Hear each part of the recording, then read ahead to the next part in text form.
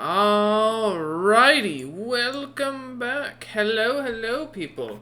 Welcome back to the Saturday Ironheart Merchant Company.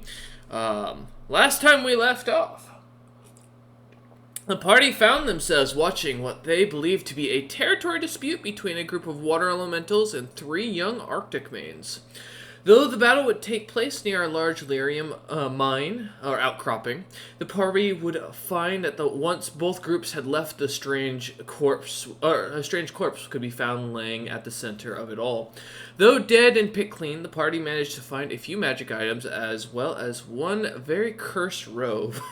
After watching James almost expire with his own mind delving into a deep meditation, his drooling body left his party quite concerned. With some quick thinking, the party would choose to return back to the city to find and remove the curse of their dear merchant caravan leader. While returning, however, Essa, with a few good rolls, would manage to catch a sight of an Arctic mane far larger than the usual, following after the party. Though with a few quick treats, the creature seemed completely neutral for the time. With the night, the party would go on. Though as the night would go on, the party would learn the truth, and after convincing the large Arctic mane known as Beardy that he was truly not a threat compared to some of the monsters out there, the creature would take offense and retreat after destroying half the village of Knighton. Though the party would follow after Essa would be the first to arrive on the scene with Beardy as he was finishing his spell, with the backing of the lyrium outcropping to assist with this grand spell.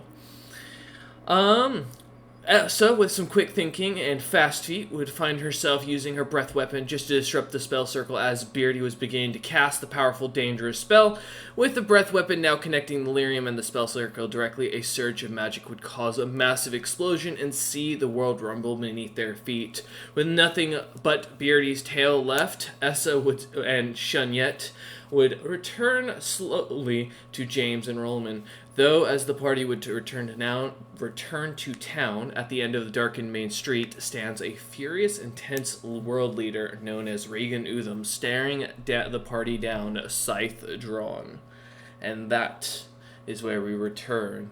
As you lot come into town, Essa still barely clinging to consciousness. Well, I was healed up to oh, that's true. Yeah, you're 1 HP from max, I believe. Yeah, because James healed you back up. That's correct. I almost got all of my regular spells on that. Yeah. More likely have a small scratch, somewhere like a singe mark.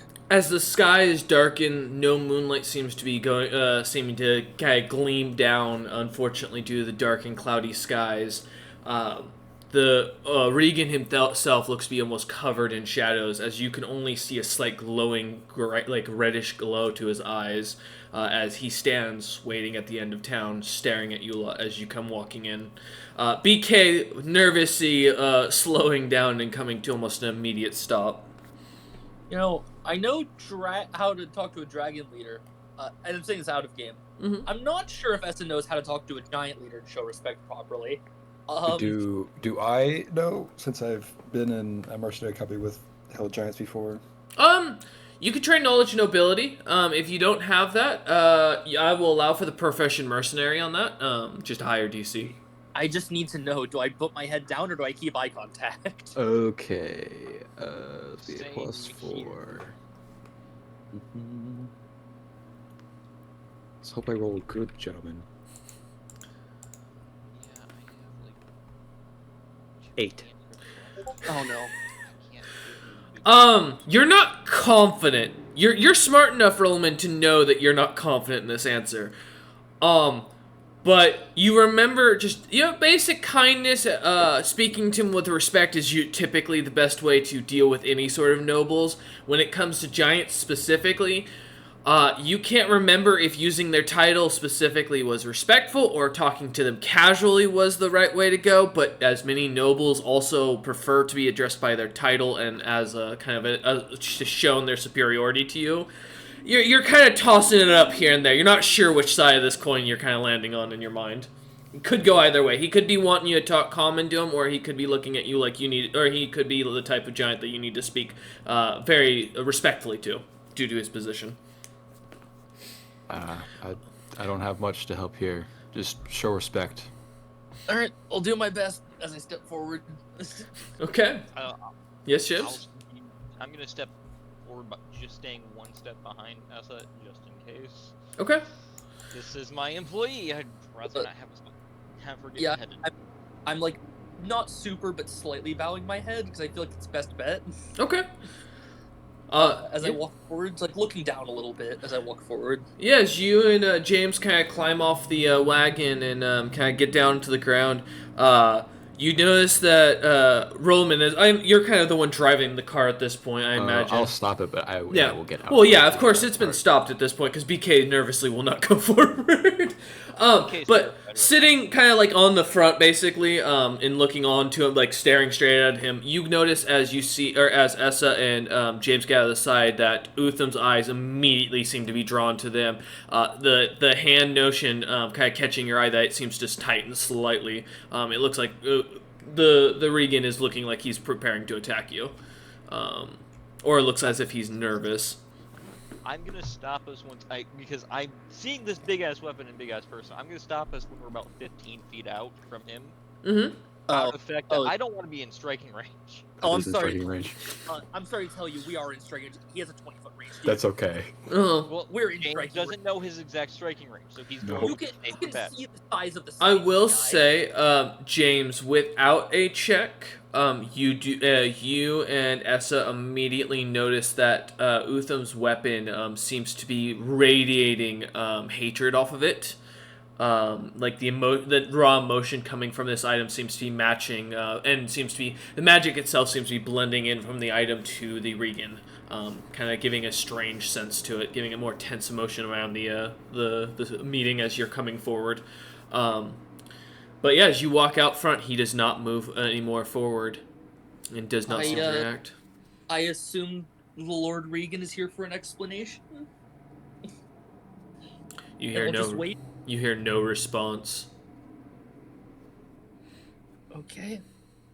The city was attacked by I guess a known monster down here known as Beardy. I convinced him to leave halfway through his rampage. Followed him and took a risk that almost killed me to get rid of him permanently. Hail and care all that's left. As you kind of wait, pointing to it, not really removing it from your belt at this point, fearing any sort of cautious movement like that might get you stricken down. You can feel the eyes kind of moving over you, as you suddenly, all three of you hear as it's almost silent enough to hear a pin drop. The loudness of a door smacking into a cobblestone wall off to your left side slamming, as you hear the familiar voice of the small Eric Cochran coming out in his full plate, jingling about. And you hear him kind of look over at that. as you comically looking. He kind of flutters over as you hear the metal like clacking on on his wings. As he kind of perches himself on Utham's shoulder and goes up to his ear and starts whispering something into his ear. Do any of you want to try and eavesdrop in it, or are you just gonna leave it be? Nope, that is disrespectful as fuck. I'm gonna take the silence from everyone else and James's thought good. processes. Oh, How good am I? Listen, hold on. I'm kinda. I mean, I don't have to move to listen. I'm not gonna look any different. Nope, that is correct. It'd be he'd have to pretty well notice you. Okay, go ahead and give me a listen check. 20. Not a nat, but a 20. You overhear Draken go, so listen, I know that you're really mad right now, but I hired them. They did what I asked. I told them to go blow up the big lyrium outcropping. Trust me, it's legit. They're not lying. That tale is legit. And you can just kind of see Utham's eyes kind of looking and just slightly shakes his head with the expression changing from like pure aggression to just annoyance. I wasn't expecting. All right. As a sigh goes on, And he kind of, like, his shoulders relax, the muscles detense, and you hear as the scythe is kind of put on the back into its latch, hearing the metal kind of scraping on the bone. As he kind of whispers something back as he kind of eyes you up for a moment, Essa. You do not catch what he says. And he kind of puts Drekken on the ground and turns and suddenly just disappears almost without sight, as if he just as he runs off. Drekken looks up at you lot as he smiles, a really big smile in the pitch darkness, still very quiet, as you hear the metal of his armor. I'm gonna walk over to him and go, I owe you a drink at the You very don't know least. Listen, you don't know what he did. I assume, and we'll almost pick up, that you've helped us in palestating or calming Utham. You Oh! covered for us. No, not in the slightest. I just told him you did your job and you were hired. Technically, that's his fault that the thing blew up, and he knows that he can't really be mad at you a lot. He should have warned the village that there was an outcropping of lyrium. To be fair, he probably didn't prospect for it at all recently, so that's on him. That's why he's probably walking away and leaving it be. Otherwise, he would probably punish you a lot. Well, I believe what Essa did was justified. I agree. so what do I do with this? The tail of Beardy, just kind of. You see him kind of hold out his little feathered hand as he kind of floats up towards you to take it, and Yep. you see him kind of as he does so. His his silver mail kind of starts to shine for a moment. You can see it as if a spell seems to be going off, and he looks up at you and goes, "Oh!" And he kind of puts it into a bag of holding on his side, and then pulls out a sack of gold coins, and then kind of puts it in your hand and goes, that's for the reward for cutting down Beardy. He was wanted dead or alive. You would have gotten more if you brought him back alive, but 12,000 gold pieces isn't a bad day." Yeah, I wasn't gambling on whatever he was doing with delirium. Did you see what he was trying to do, or did you not get a chance? He was doing a ritual spell, and I think he was trying to use delirium, maybe to empower Was himself. there anything else? Because pure lyrium would have just started draining magic. Right. No. He mentioned it when he ran off, remember? He was going to try and turn himself into an apex monster. Mm-hmm. Yes, but doing that with just lyrium would require He more had, skill. he had a spell book and a lot of magic items. A spell book. Did you see it, or was it It- destroyed? It all got destroyed in the explosion. Like I said, the tail was all that was left. Durkin's head going side, like, There was person to person as you guys are talking. You told that you were told there was water elemental gems lying around. Because that would give it training. Yeah, I was about to say the water elemental thing, and I got cut off for the spellbook thing. Okay, sorry. Continue. Yeah, there were water elemental cores. He had a whole basically ritual set up. So he was trying to merge himself using the magic as a catalyst to merge himself with water elemental gems. With what he already was, that would have been fucking terrifying if he had succeeded well. Roman is trying to understand this. Durkin has pulled out a little like piece of or a little notebook and is like writing furiously as he's listening to this. Look at Roland. Like, he tried to absorb magic to become stronger. Mm-hmm. Yeah, that's about it. Elementals. I look over at his notes. You see a big circle of lyrium plus cat equals big cat. And then he's like, as you're looking, you see him like drawing like a little firebolt out of the cat's mouth, or the big cat's mouth. And he looks up and goes, and he closes his notebook hurriedly as he kind of blushes and like shoves it away. He goes, just taking notes. It's part of my job. I gotta make a living, you know. Mm-hmm. No, I get that. But I appreciate your service to the city of Knighton. Your payment, of course, hopefully should be enough. If you are looking for more creatures in the area that are of these like wanted poster like creatures, we can definitely find you some more. We know there's a few water elementals nearby and a very large fire boar that has gotten very angry recently. We'll see. Like as big as Utham's boar, or like? Oh no. Okay. Wild boars don't get that big. They're typically slimmer, but like stronger in that focus. Food's not as readily available. Let's wait till our heads are clear in the morning. Draken kind of smiles A up. lot of power keeping you from dying back there, Essa.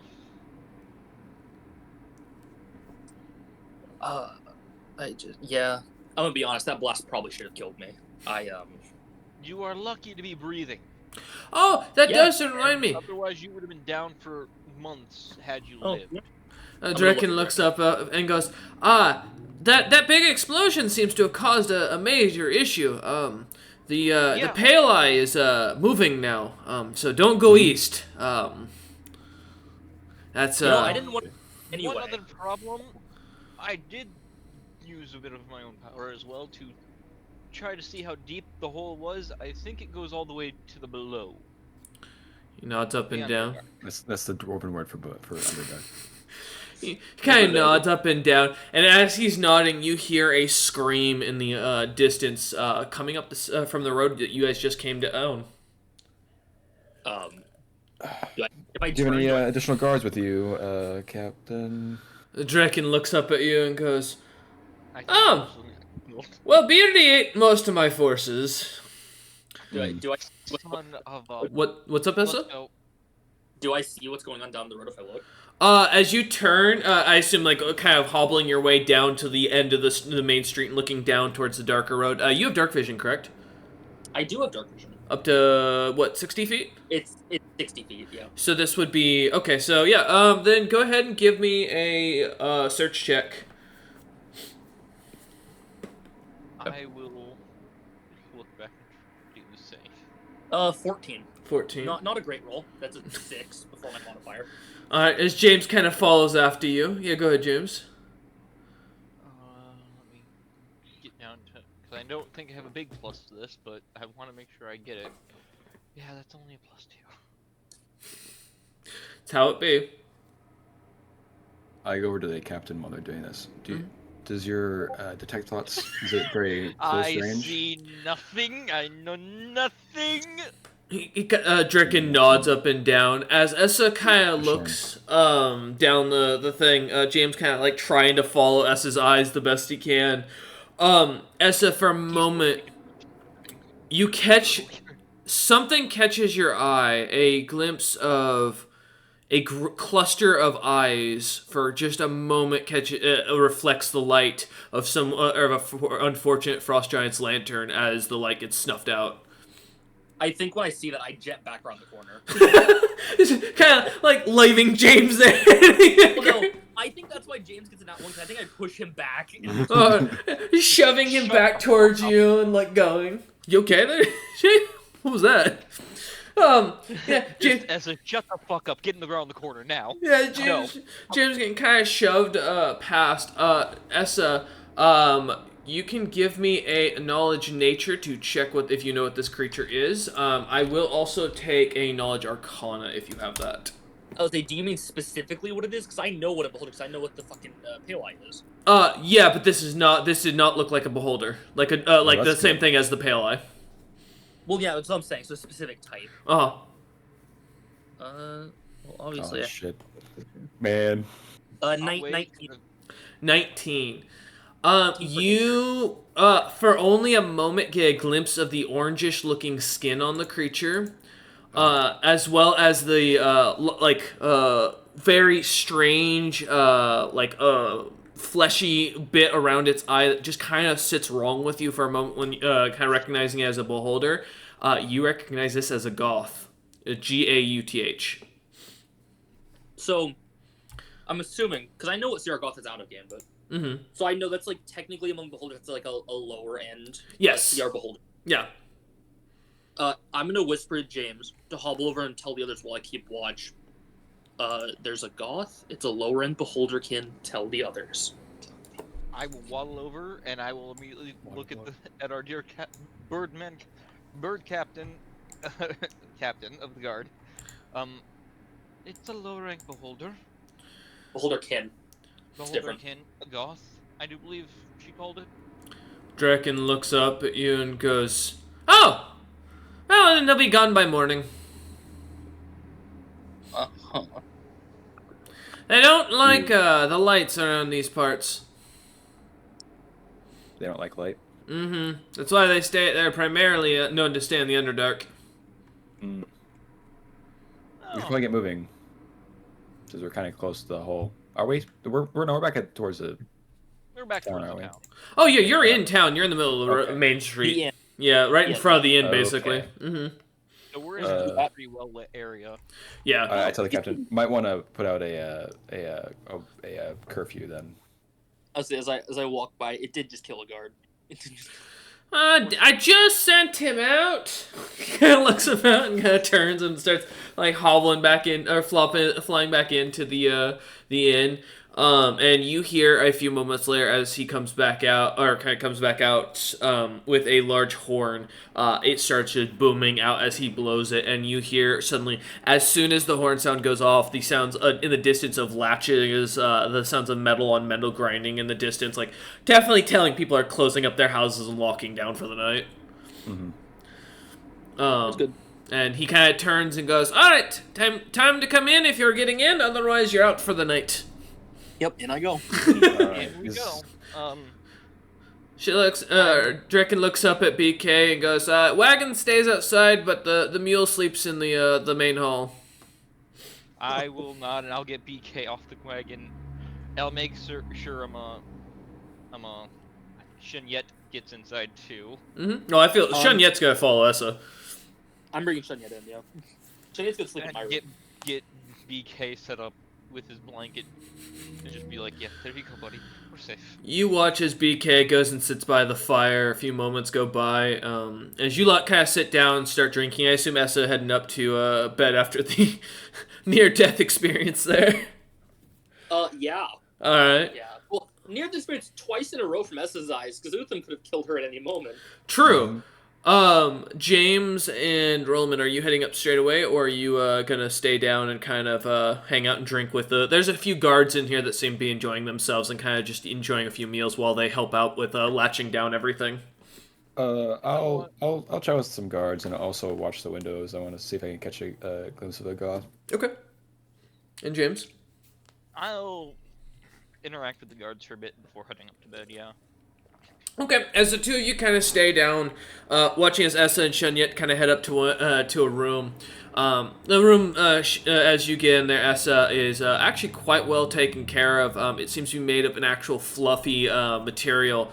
As you kind of notice, it seems like almost like sheep's wool. As you get into it, though, it smells of wet dog. As you kind of, to be fair, it's Shunyet, it smells about the same, so it's not really anything different to you. It's just kind of musty a little bit as you kind of lay in, but it's quite fluffy as you find yourself falling asleep quite quickly. I used to live in a jungle with people who turned into jaguars. That's this true. Is nothing. Yeah.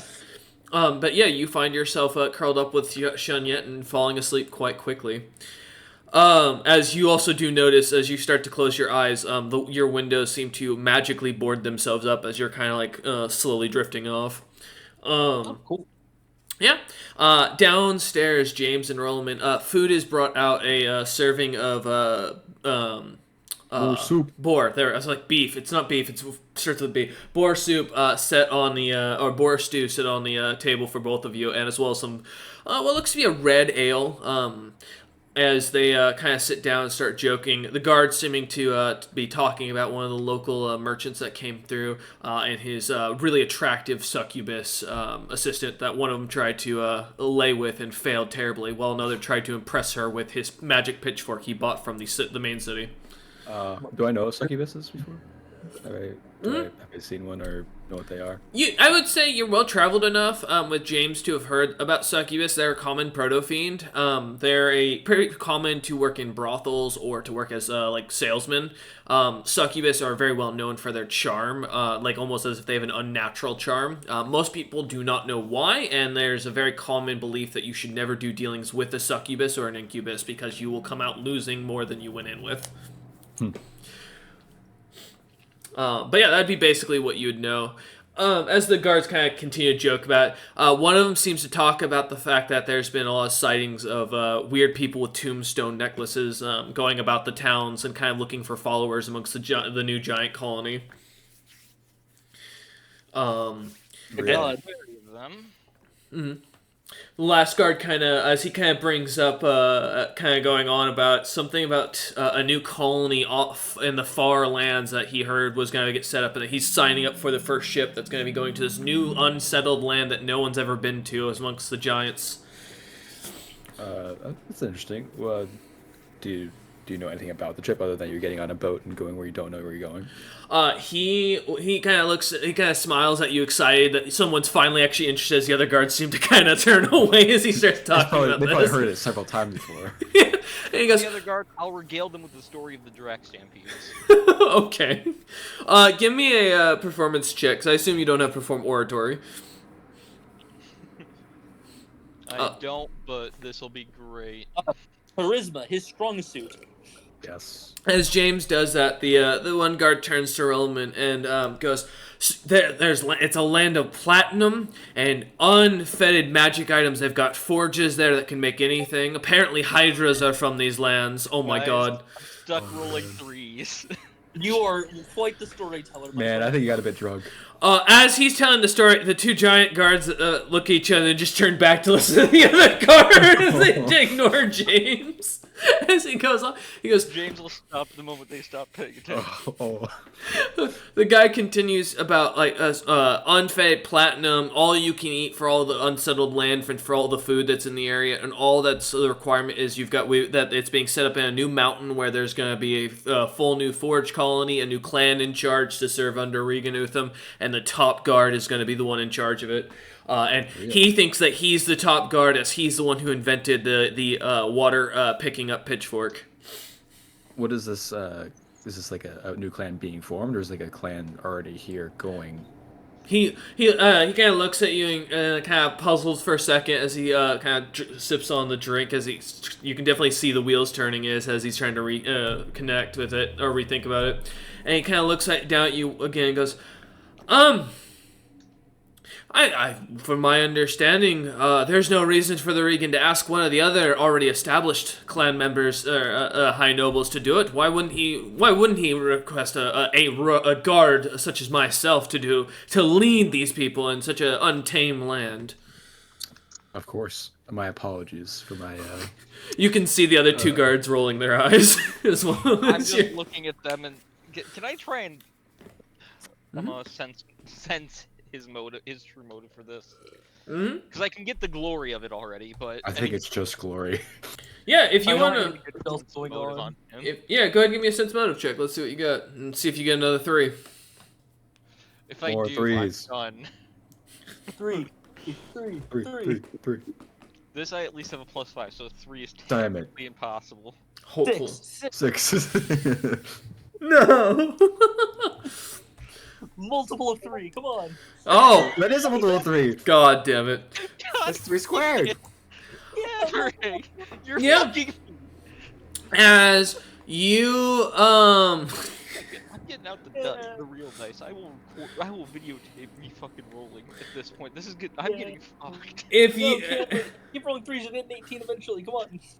as you kind of try eyeing this guy up as you're drinking deeply, after all that's gone on and not really having much on your stomach, the alcohol kind of starting to take you a bit more.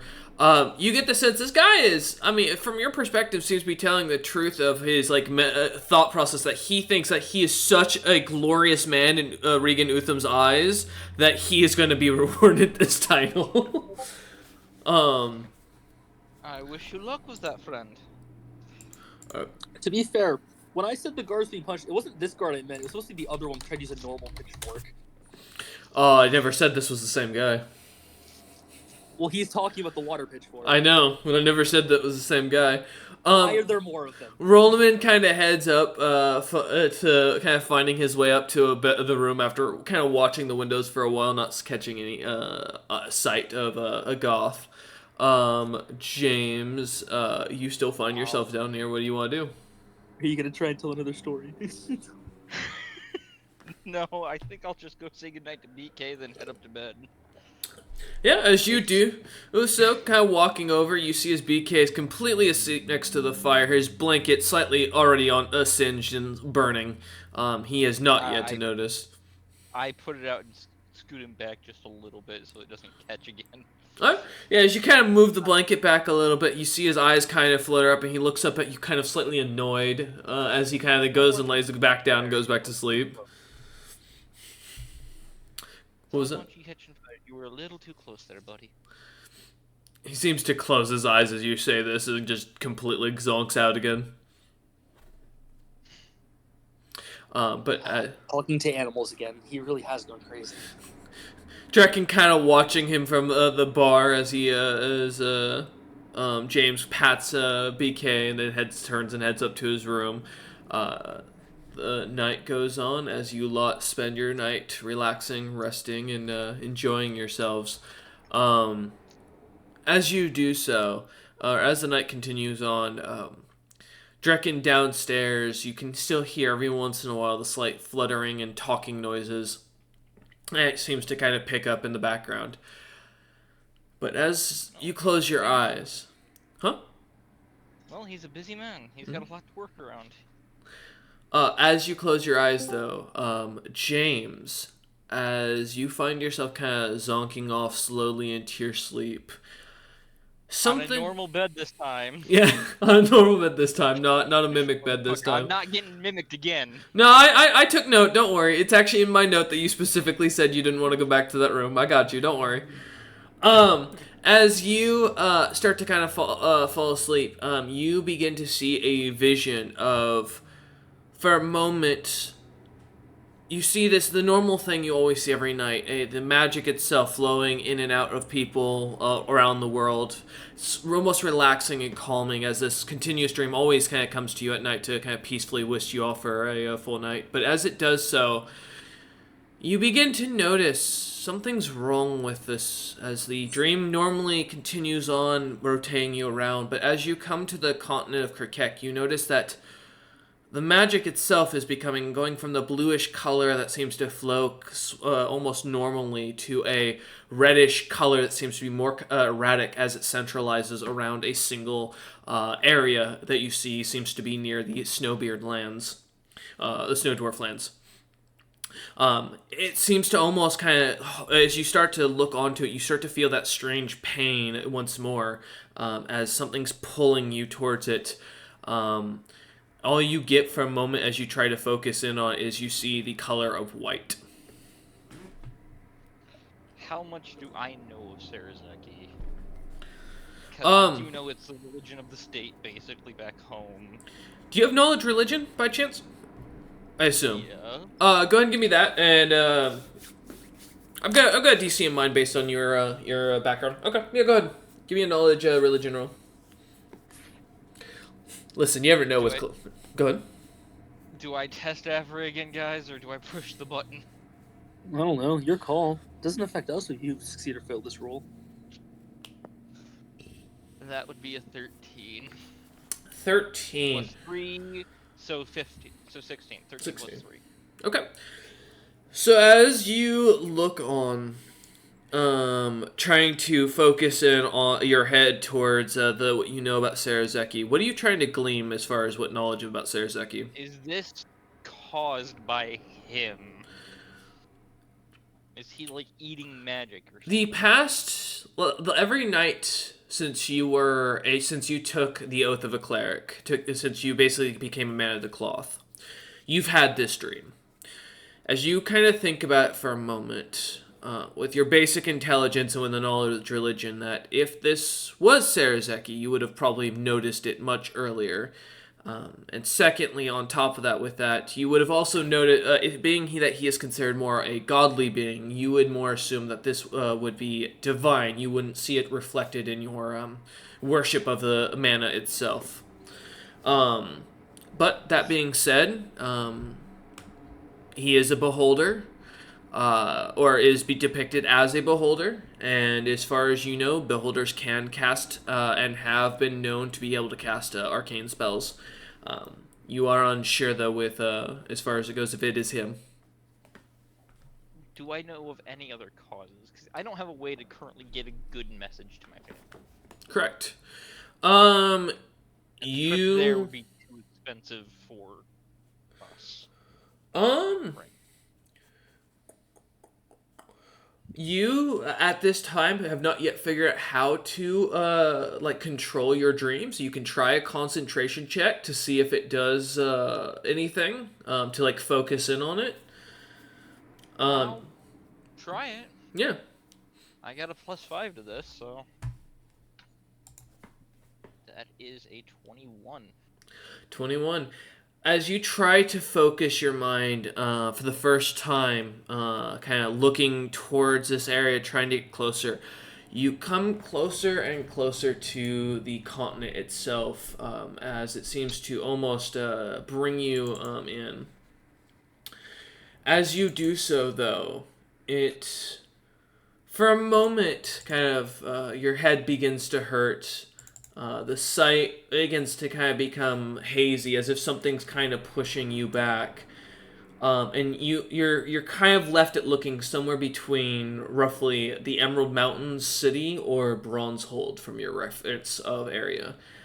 It could be in those cities. It could be between them. You're unsure as you start to feel your head go, kind of start to pound, and the headache become worse and worse as you try to focus more. I'll let myself drift away, follow the flow of the mana again. Okay. Immediately just away from it. Yeah. That way and relax, as there are very few beings that can cause that much power to consolidate into an area. One of which is well known as a clan all his own is Stone. Unless I remember. Not from your knowledge, from your perspective, you would know him as a physical fighter for the little information that's known about him. Okay, well, still, he's a powerful fighter, so he might be doing something with a magic item. He may have gotten some mages to do shit. There is a lot of things. Essa is currently behind you as you're snoring, like with her hand, like waving little magical beams into your head to make you think this. No, not actually. Yeah, not actually, but no, but as you kind of let yourself drift off for a moment again, you see another area that kind of catches your attention. This time, recognizing it almost immediately, just due to it just happening.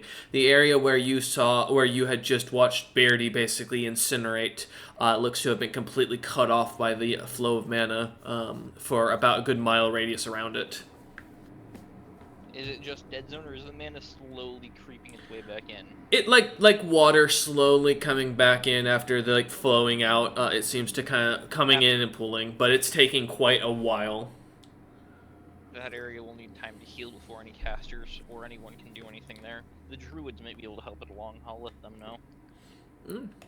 As the night continues on, and as Rolliman is still away on their call, the morning comes with James and Essa waking up. Rolliman already awake downstairs, enjoying breakfast that's been served as boar stew is yet again on the menu. Do you know what? I'm gonna pass off a recipe from family. Boar bacon. Have fun with it. Do something with it. Go ahead. If they don't already have it. Do you have a cooking skill? You think we don't know every way to cook a boar at this point? Do you have a proficient cook or craft or anything with craft or Nope. All right. This would just be a regular craft check. Yeah, give me a craft check. Let's see here. Also, Cameron, since the magic's fixing itself, please don't ask druids who are divine, not arcane, to try and fix a magic pothole, basically. That's Just 19. 19. Yeah. So as you see the creature or the dragon guy takes the recipe, looking it over, and smiles politely as he kind of tucks it away into the shelf below.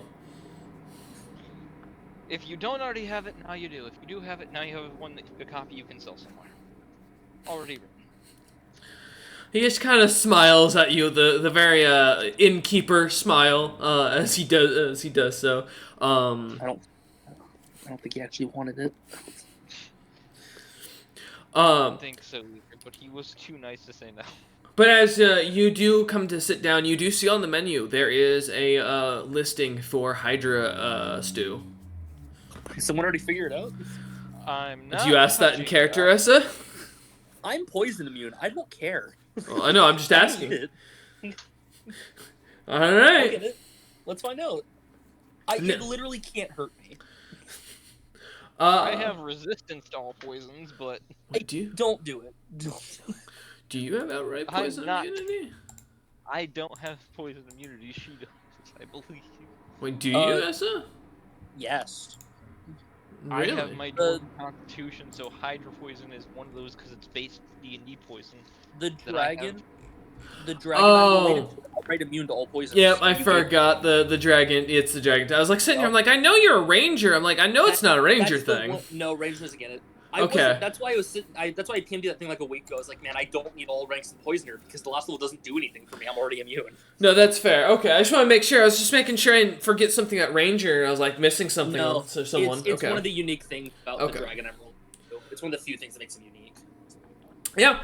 As you order it, all right. Yeah, you place an order, and you see the little hostess or waitress kind of looks at you with concern in her eyes as she comes back a few moments later, not ignoring James before taking his order, and like puts down a little document that says that basically, if you're dead, we are not responsible and cannot be reported to Regan Utham as the responsible party.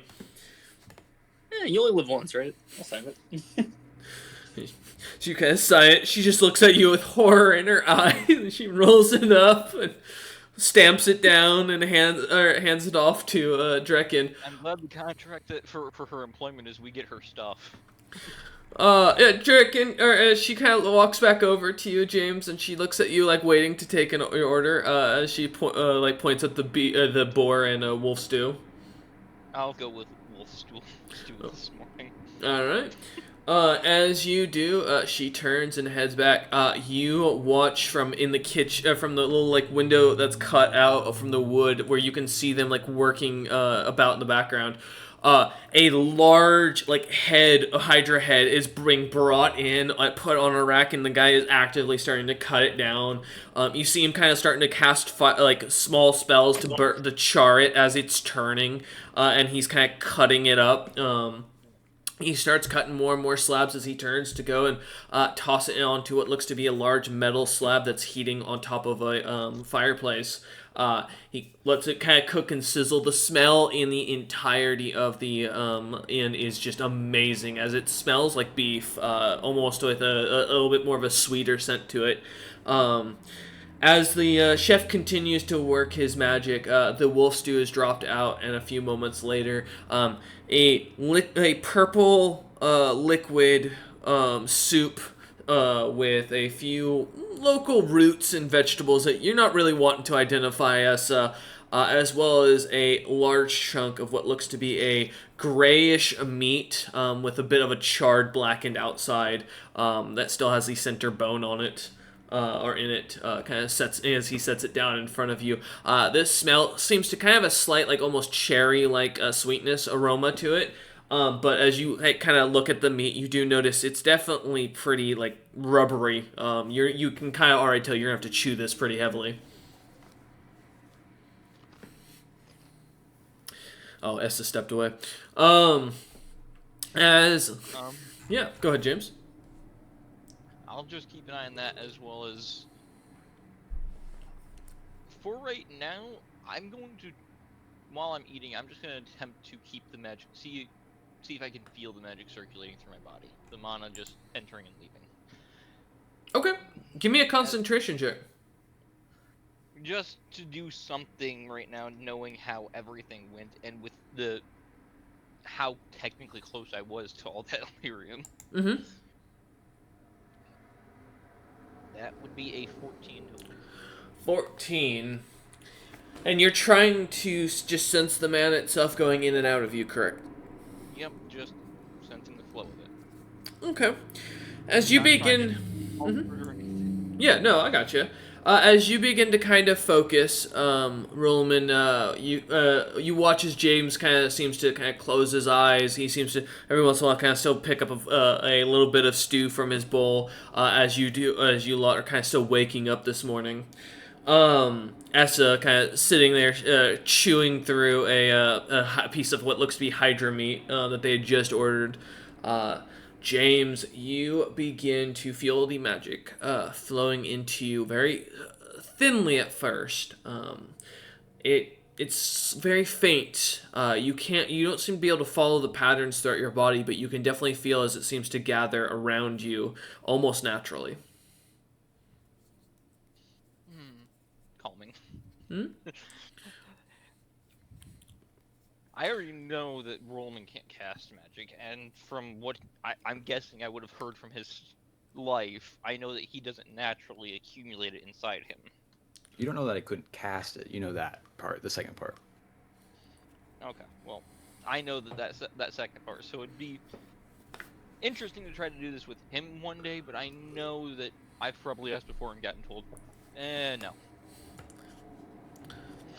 You can keep your weird meditation shit to yourself. It might change something for you though. It might feel different. This is like getting hooked on a drug. No thanks. As you lot continue to enjoy your meals, welcome back, Essa. I'm enjoying my. Your Hydra. Rubber Hydra. Yeah, your Oh, rubbery you got a meat. recipe? Yeah. Oh, that's I had to sign a waiver saying if I not eat them small. As you take a bite into Essa, like I said, it smells like it's got this like cherry sweetness to it, smell to it. As you take a bite into it, it's both bland and somewhat sour. It's cooked, you can tell that. As you kind of have to really chew to get through the meat, it's not pleasant in the slightest. As you kind of get through about the first bite, the stock. I can guess this is their first attempt. Yeah. Yeah, the stock is pretty rough. I can imagine it being more like cooking one of the draconic creatures like Drag or Lantern with how muscular it is. Well, the problem more is there's more steps involved because how poisonous hydras are, and you also, as you kind of drink, kind of like take a sipping of the stew stock, it's got a slight spice to it that you immediately recognize as the poison from the creature. Catching on, they did not clear this creature in the slightest. Do give me a fortitude save because you can still take damage from, or you can't take damage from poison, but you can still feel the slight effects of it, in a sense that you'll get your body will react. 18. 18. We learn that S is allergic. You feel a slight tightness in your throat as you take it down. You can definitely tell the poison's still very active, although it kind of goes away as it goes through your system and goes down as your throat kind of reopens back up. It's definitely not pleasant, Essa. It's very concentrated. Essa's like, yep, still poisonous as she keeps eating the meat. You think you'd be able to use that stew to capture a creature? Shunyet is drooling. Based on what it just tried to do to me, no, it would choke to death. After seeing Essa say that, Essa, if you ever are in hostile territory, do you mind testing the food, see if it's poisonous? I mean, yeah, poison doesn't really do anything to me. Well, why not? I'm confused by that. Yeah, Hold on. I was doing it before because I'm hardier against it, but... Remember how I told you I was a song dragonkin? Yes. Song dragons aren't affected by poison. It's just part of their bodies. Oh, interesting. So, one advantage of what I am, poison doesn't really do anything. As you lot are kind of talking about this, you do kind of notice Shunyet is like wagging her tail, drooling, slightly staring at the Hydra steak or stew. I'm gonna look at her because I know she's smart. I just don't know if she can talk. Mm-hmm. Well, talk to James. I'm gonna be like, I'm looking at her like. Do you think you can eat it without getting hurt? It's kind of poisonous. Shunyet comes over closer, takes a sniff of it, and like kind of. It's really up close to it, and then like kind of starts to slowly back away and sits back down and kind of crawls back up. Can I get her some fresh meat like I did yesterday? Oh yeah. Some boar meat is set out for her. As Drekken has one of the host or waitresses kind of drop everything off. BK is already nibbling on what looks to be a brown root that is kind of orangish on the inside. You do notice his teeth have completely changed from kind of the slightly yellowish color they have normally to almost a pearly white. Right. Well, I finished my food, and I'm like, I'm going to go check on that guard's body. I want to see how these goth attack. DM, would I know how they basically attack? Because I rolled decently on nature. Well, With the nature, you would know that, like most beholders, they're known for using their eye stalks. And they're supposedly known as creatures that suck out the magic of the body as well as feed on the flesh of creatures. So if there would be anything left, it'd be bones. So magic vampires that eat flesh. Yeah, so they're kind of the type that can go either one of two ways. They can either just nibble on your neck and steal your magic straight, or they can devour your entire body like the elves. I'll say, I don't really have to tell Rollman that, I guess. He'll see when he sees the body. Yes, I will go. Yeah. I'll find the captain first and tell him what I'm doing. James, See if he's okay. got it. Well, Drekken's in the That. runs the inn that you guys are staying in. He's been watching and like listening to you guys the entire time. I'll ask him, Captain, have you recovered the body, or have you left it out in the snow? Dragon looks at you for a moment and kind of looks about for a second as if he's looking for an object, and you suddenly see his eyes kind of stop on like a sundial that seems to have almost a slight magical look to it, as it's very ornate with its gold-like design and silver in it. What's up, James? It's a water clock. Similar. It seems to show what time based on the shadow it is, and you see as you say this, it just hits about eight in the morning, roughly. As you watch some guards suddenly coming up to the front of the inn and opening up the doors and unlocking things. As you can also hear in the distance more latches as everything's being pulled down. So in other words, no, because they're all just now coming. If you don't object, I will go check on that body. I want to see how these goth kill. Draken looks at you and just kind of nods up and down and goes, "That would be fine with me. We had already alerted the family for who was sent out. So yeah, enjoy yourself." And I give Drekken a full rundown of the Hydra stew. And what was good, what was bad about it, but the smell was good. The smell was probably the only good thing. You will notice he starts kind of taking out his little notebook and writing down the recommendations. Fully drawing pictures alongside with his recommendations. Part of it will be as he improves it. And I'm here. I'm willing to be taste tester to slowly improve it. Oh my because God. I'm not gonna die from eating it. He nods He's the food excitedly. critic. Yeah, She's the food critic. She's the food critic. He nods excitedly. I'm just saying, as long as I taste it, I'm no now one else is gonna thinking- turn up dead. Yep. I'm now imagining Drac being a tiny tiny chef under a chef's hat, on top of a giant head, helping them cook like Remy from Ratatouille. Mm-hmm. No. He's the captain of the guard. I assume though, Essa, you'd follow Remy. after giving this, you'd follow shortly after to go chase after, or are you gonna do your own thing? You gotta do your thing. I don't really need to. I'm not really that used to looking at bodies like that. I was gonna go to the Kobold Magic Item Shop. Okay, well then we'll come back to you in a moment. James and Rolliman, because James, you followed me. Are you gonna go do your own thing? I've As already also- done my morning perk, so I have my spell slots back. So I'll go with you for now, but there is something I want you to try later, and I need to go talk to. Let me scroll up so I can remember the name here for a second, because I forgot the nice old gentleman that gave the gem that you smashed me in the heads with name. Uke. Oh, the guy at Grove's Arsenal. Yeah, Uke. Oh, here. Oh, for your own notes. Oh, that's how you spell his name. I copied it down in my notes, but I just was like, I scrolled back up to grab it real quick. So So it was you're faster not than copying a giving good me enough notes. place. It's okay. Hey, it'd be like that. To go see if you would let me use his forge to try and make you a sword. You can do that now. Later. The sooner you start, the better. Yes. Forging takes a while. It does, but I'd rather be with you just in case that thing is still around. We were literally told it doesn't come out in daytime. Doesn't prefer to, but that doesn't mean it won't. It kind of does. Follow if you want. I ain't gonna stop you. Rolliman turns and starts walking out the door. All right, James, you're following after? Yep. Okay. Just to go see where the body is, because I'm also more trained in medicine than he Damn, is, so bro. if there He is has a no body- trust in me. Not Yeah. at all. As the two of you head down the main road and then kind of cutting off to the left to head back up towards where the giant hole, formerly the Illyrium outcropping, was, you get about a half a mile up from the road until you find what is a very cleanly picked outcropping of bones that are almost still slightly red, but as you get closer to them, the red coloration is not from a blood or any sort of liquid. It looks to just be like these bones are dry.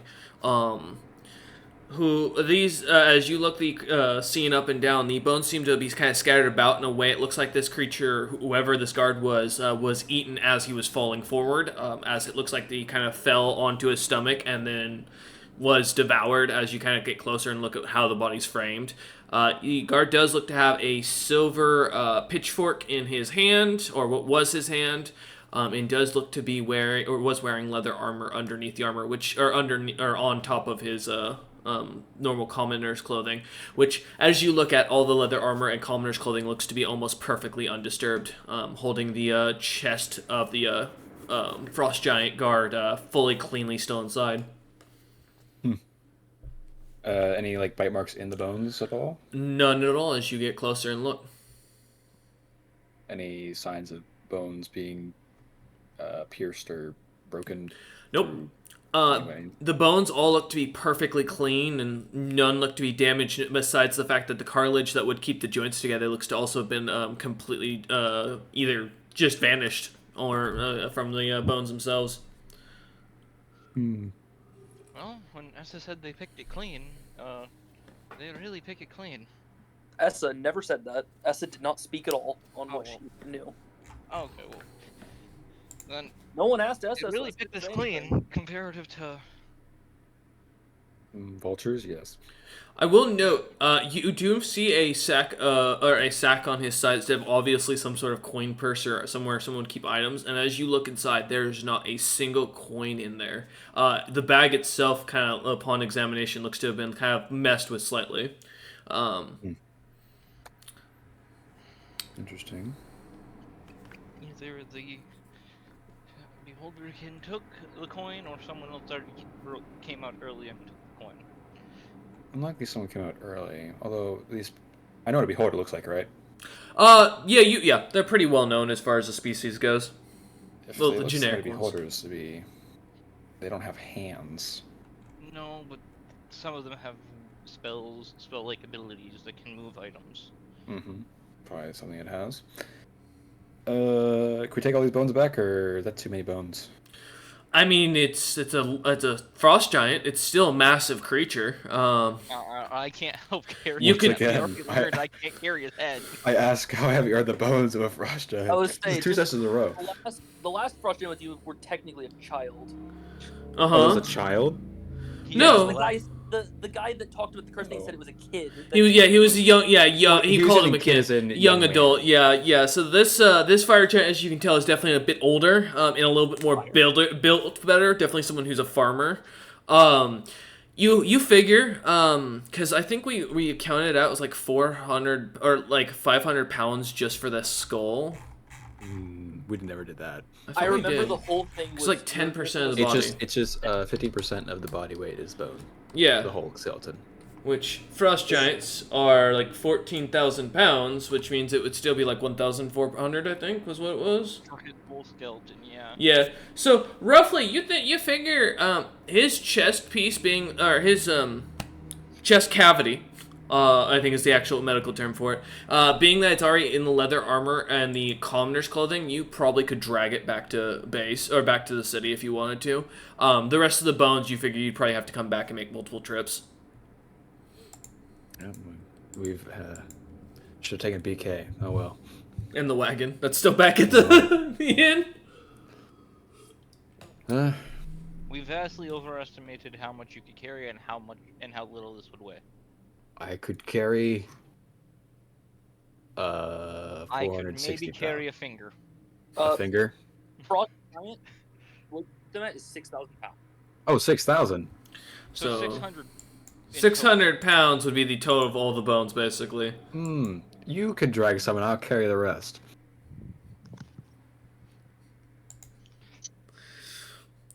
I can carry 400 pounds. You can drag 200, right? I got a +2 to my strength, so You can just straight up drag it a certain amount if you look it up. 15% of 6,000 is 900. 900. Okay. I can. 610. You could drag that much, probably. I mean, you might still have to make like 2 trips, but that's a lot better than what it was going to be. Mm-hmm. As you lot begin to gather up some of the bones, kind of realizing you're going to have to make 2 trips between the 2 of you, you start dragging it back. You can drag as much as 5 times your maximum load. Yeah. What's your maximum load, James? At a 14, my maximum load is 175 is heavy. Anything past that, I think between the 2, they can drag it. He could do it. He could almost They do it can't- himself. They can't carry it, but they can drag it. Yeah, between I the can 2 of carry you, some. you could drag it if you wanted to. I'm willing to help drag it. Yeah. Gonna Huh? make furrows in my new road. Kind of like taking the bones, putting them on top of the armor set, getting it all kind of wrapped up so it'll cleanly go. The 2 of you grab a corner each and start pulling. Yeah, And- I'm 25 under what the skeleton weighs. Start plowing the ship, or to the ship, the streets. Basically, kind of pulling up or flattening out the roads where there's bumps, filling any potholes as you go. Oh, yes, for paving. Yeah. It's a public service with a skeleton. Yeah, as you bring it back into town, you watch as many frost giants kind of watch you lot, almost with grotesque clearly on their face, as they see you lot bringing this back towards the inn. You two. Will we bring back to the inn, or is there like a guards building where we go? There's no guard tower that you've seen in this No? village. Okay. There's some I guess the inn. There's some light cobblestone walling around the edges that is about They 10 haven't feet finished tall. building the guardhouse yet, dude. They haven't finished building the town yet. Yeah. No. All right. We could have probably done better by getting them all together and throwing a blanket. I'm glad we had a priority straight with this city with putting up magic item shops before a guards tower. Hey, they built those personally, not the people building the town as a whole. Yeah.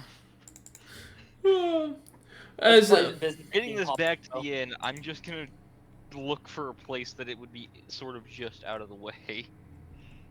okay. And set it there. All right. Get them dragged over there and go, there we go.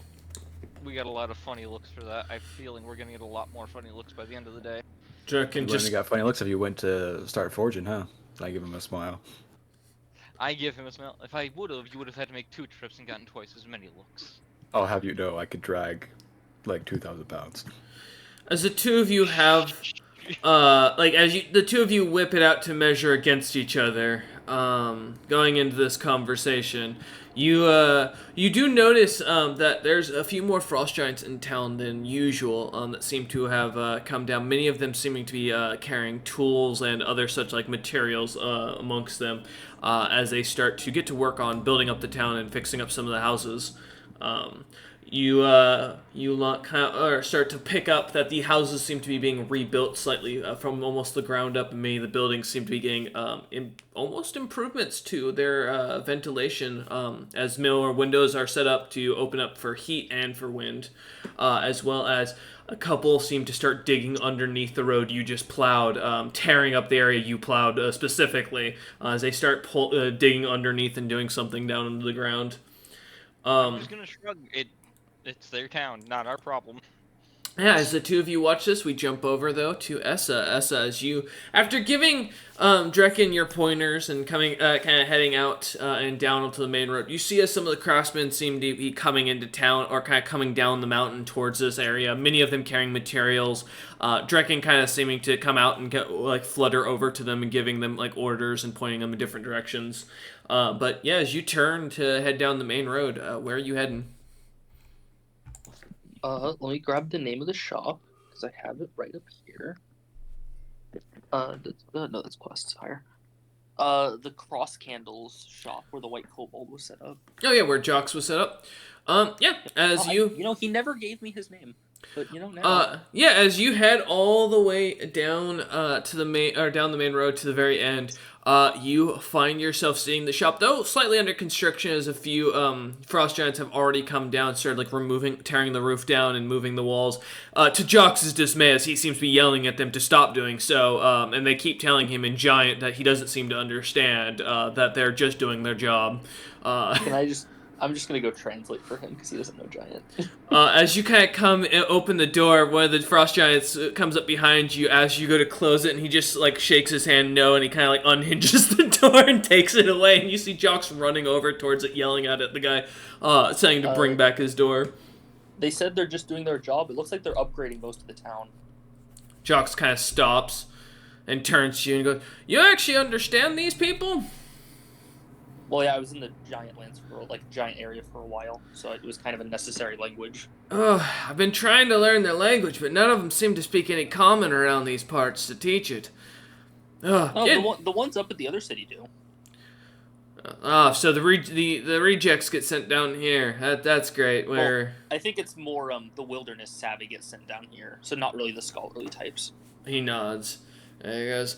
By the way, you Essa, by chance, right? Yeah. He goes, are you with, and he, like, pulls out a document from a little sack on his side as he opens it up. The Iron...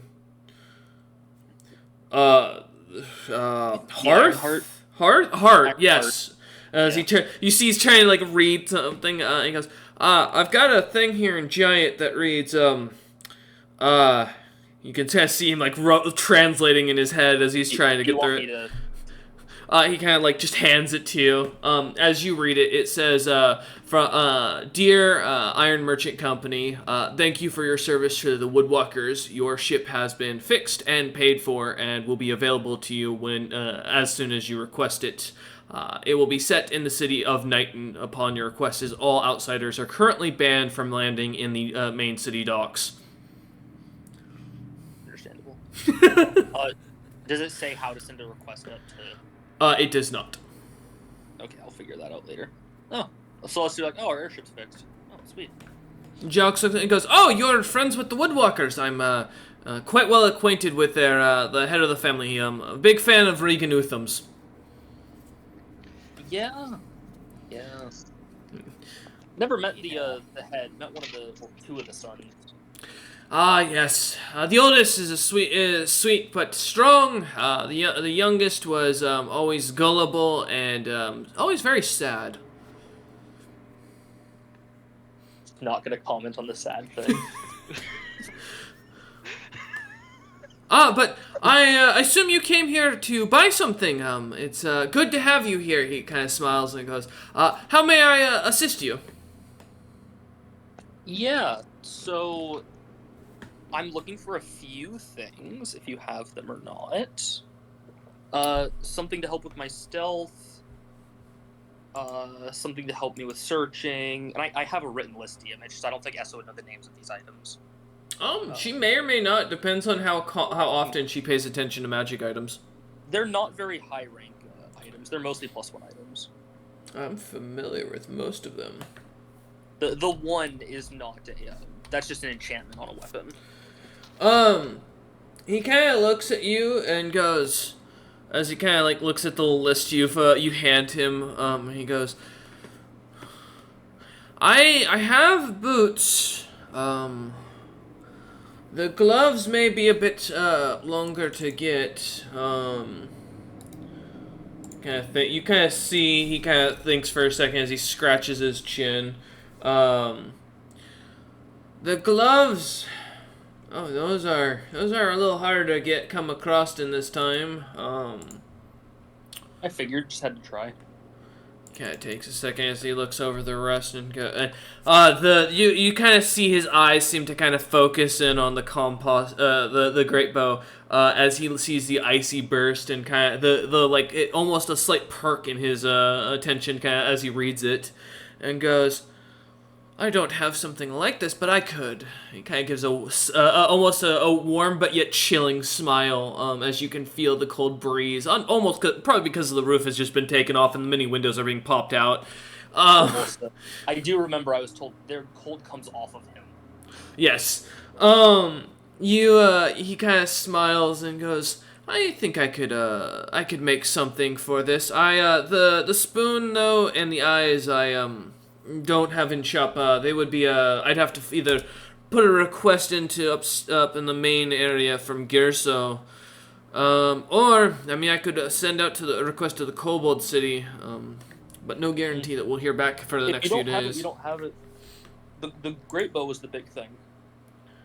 He kind of nods and goes, "It'll take me a bit to make, but an hour, maybe 2. I have a great bow in shop already. That should work."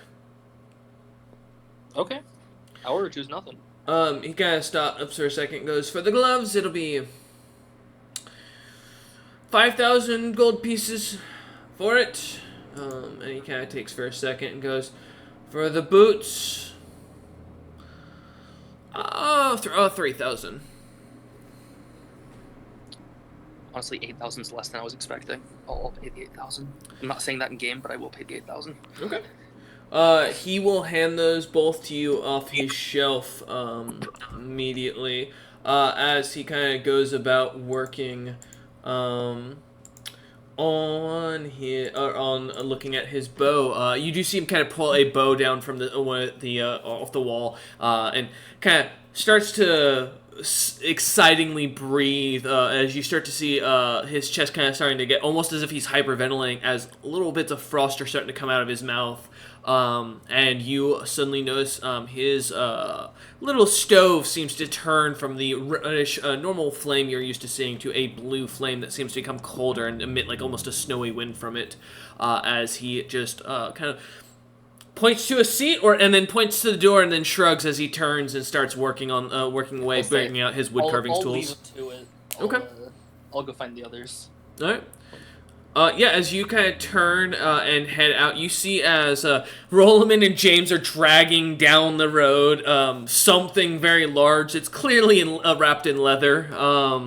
As you kind of get closer, you start to glimpse little bits of bone that's here and there that are like kind of tossed on top of the pile as they bring him over. Pierre's here. Pierre is not here. He's just listening in. Don't worry. He's scrying on us somehow. He is. Suddenly an orb starts following James around the rest of the campaign, and it's just got Pierre. Yeah, and it's got Pierre's name written on it. I feel like it just have his mustache on it. Yeah, it's mustachy. It's like Spells streaming, but it's through a mustache instead, a filter. But yeah, as you lot kind of come together outside the inn, Drekken kind of immediately seeing the bones almost comes out and picks them up with his 2 tiny wings and starts kind of bringing them inside as you lot kind of gather out. You see BK is already saddled up and set up with your cart as you arrive. James and Rolliman and Essa coming down the road.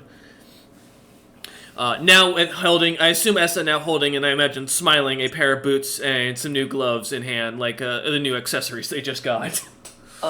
The gloves would be put on because that would take no time at all, and I think switching the boots also would have been pretty quick. So, I imagine stepping outside, just kind of popping them on real quick. I will say they do they are made of what looks to be a like bluish leather. As you inspect them, you can definitely tell these are made of dragon. They're definitely made of some sort of like chromatic like blue dragon, and seem to have elven runes. Can you read Elvish? I assume not, but no. Okay. I will say, as you get closer, Rollman, you would recognize... no worries, James. You would recognize the runes pretty clearly as Elvish. Oh, that'll catch my eye. What does it say? It reads... Let me pull it up.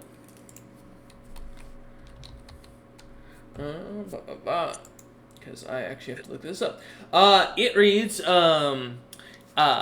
move with silence through all that you would know. And it seems to be an enchant that immediately you would recognize as a common enchant to make for most mercenaries would carry boots like this to like make it so they could wear plate and not be heard as they walked around as easily. This we are pretty not a common magic item because they're a very expensive magic item, but something that you would see amongst the more well prepared and more experienced mercenaries. Rowan will nod at the boots. Nice boots. I figured if I was going to keep sneaking, I may as well. That's a good idea. I have a custom order that he's doing as well. It'll take a couple hours. All right. As you lot kind of gather together, James kind of sits down onto the cart, kind of lost in contemplation for a moment as the two of you, Rollman and Nessa, stand there What do you wanting to do? Town is starting to wake up, kind of come to life. Some of the farmers are coming into town to the inn to get their breakfast before they head out to the fields. I mean, I'm assuming James wanders off because he wanted to do ask if he used the forge over at the armory. I assume he will be, yeah. So, Yeah. I don't really know what else I can do. I just did my shopping. We can do our job and be gods. Yeah, we could do, I guess, some guard patrols while we wait. Sure, why not? Okay. Better do. They did just lose most of the guards. They might have You do see there's still a post-it that says 1 gold piece per day as for guard duty. And it's the note for the job is literally just patrolling the main road, walking up and down, making sure no one gets attacked. That's an easy job. Why not? You do note, as it lists below, is individual monster slaying will be paid out based on individual values. Are there any people going to collect some resources for more house building? As you look about on there is not. I imagine as you kind of look to Drekken asking something similar, expecting that to be something. Drekken would also mention that the most of the materials seem to be coming back down from the capital and seem to be being provided directly by Regan Utham himself. Okay. Yep. We'll just do some patrolling then, I guess. Oh. Yeah, as you and Essa head up onto the road, start heading down the main road. The main road. It's 3 buildings basically on either side that are the main shops and the inn. As you then follow it off to the side where it's been kind of plowed, you find more houses scattered about with a few farms set up. Some that seem to have some livestock, but most seem to be just average farmers. As you pass around the Druids building, you do see the large pen with the very massive hydras that seem to be snapping at somebody as they're seeming to poke at them with individual different weapons and such. The creatures seem furious as this person does so, but they're in a massive cage and seem to be almost or fully contained as you kind of pass by on the side of the road. When I take a break, I'm definitely going to come back here and look at it. Okay. As you begin patrolling, heading down the road, you do see Yuke coming down as he kind of waves to you lot, seeing him come out of his very broken down half cobblestoned house that you can definitely tell he put together one afternoon as a similar style to a hobbit home. Just kind of found a nice hill, dug it out, and put rocks around it to call it a house. As he seems to kind of be walking down the road, a slight gait with his right leg being a little bit behind, as you notice. It looks to be not metallic, but what looks to be like a metallic wood, as it seems to shine, yet give a thud as he walks by. But yeah. Good, it's morning, right? Yes, it is good morning. It is morning, yeah. Morning, does he have a title? Yuke does not. Morning, Yuke. He just kind of looks down at you lot and smiles and goes, It is, and I'm still alive somehow. Mm-hmm. What did you think of, did you happen to see any goth last night? I watched it eat the neighbor's boy, yeah. Shame that. How do they, if you witnessed it, how do they kill? Very interested. There was no evidence I could find by the body. It was picked clean, actually. Oh, exhaustion, rays of exhaustion. I think they basically hit him with it, made him too tired to fight back. He fell forward, passed out, and got devoured. Basically, man got eaten without being able to move. Wow. They do a weird mix of ripping the magic out of the body and eating the body as well. I explains what that weird light was that was coming off the poor kid. Yeah, I call them magic vampires myself. I'm happy I didn't decide to poke it. I thought about going out and throwing my javelin at it. They're surprisingly not the strongest. Not to say they're weak, but a decently seasoned fighter. Young lady, you are a lady, right? Yes. You're actually the first to get that right in the first try. And to be fair, I've had a lot of dealings with kobolds. Your lot make very good slaves. No, nothing personal. I know my lot make good slaves to dragons. To be fair. But back in my youth, when I kept those sorts of things, I knew a few dragonkin like yourself. I I can smell a dragon, though, from a mile away as he kind of wipes his nose. You see him kind of sniff in, hearing the very thick snot as he kind of turns and spits something to the side. You see a black liquid kind of hit the side, and seeing the slight smile and the gunk in his mouth kind of gives you the realization something's wrong with this man. You just don't want to know. But he kind of smiles at that and goes, "Yeah, I don't know about fighting one of them that damn creature though. I just don't think in my old age I could take it anymore. But you youngins have fun fighting it. I know the creature's scattered off up to the north, heading off that way towards the tunnel to the Underdark. It's probably hiding in there." One? Just one? Or Yeah. see any others? Didn't see any others, and they like to hide in packs, little bastards, because they like to fight, and they fight whoever can eat the creature first. They're like scavengers. They once their prey goes down, they swarm it. So if there was more of them in the area, I guarantee we would have seen it. Thanks for letting us know.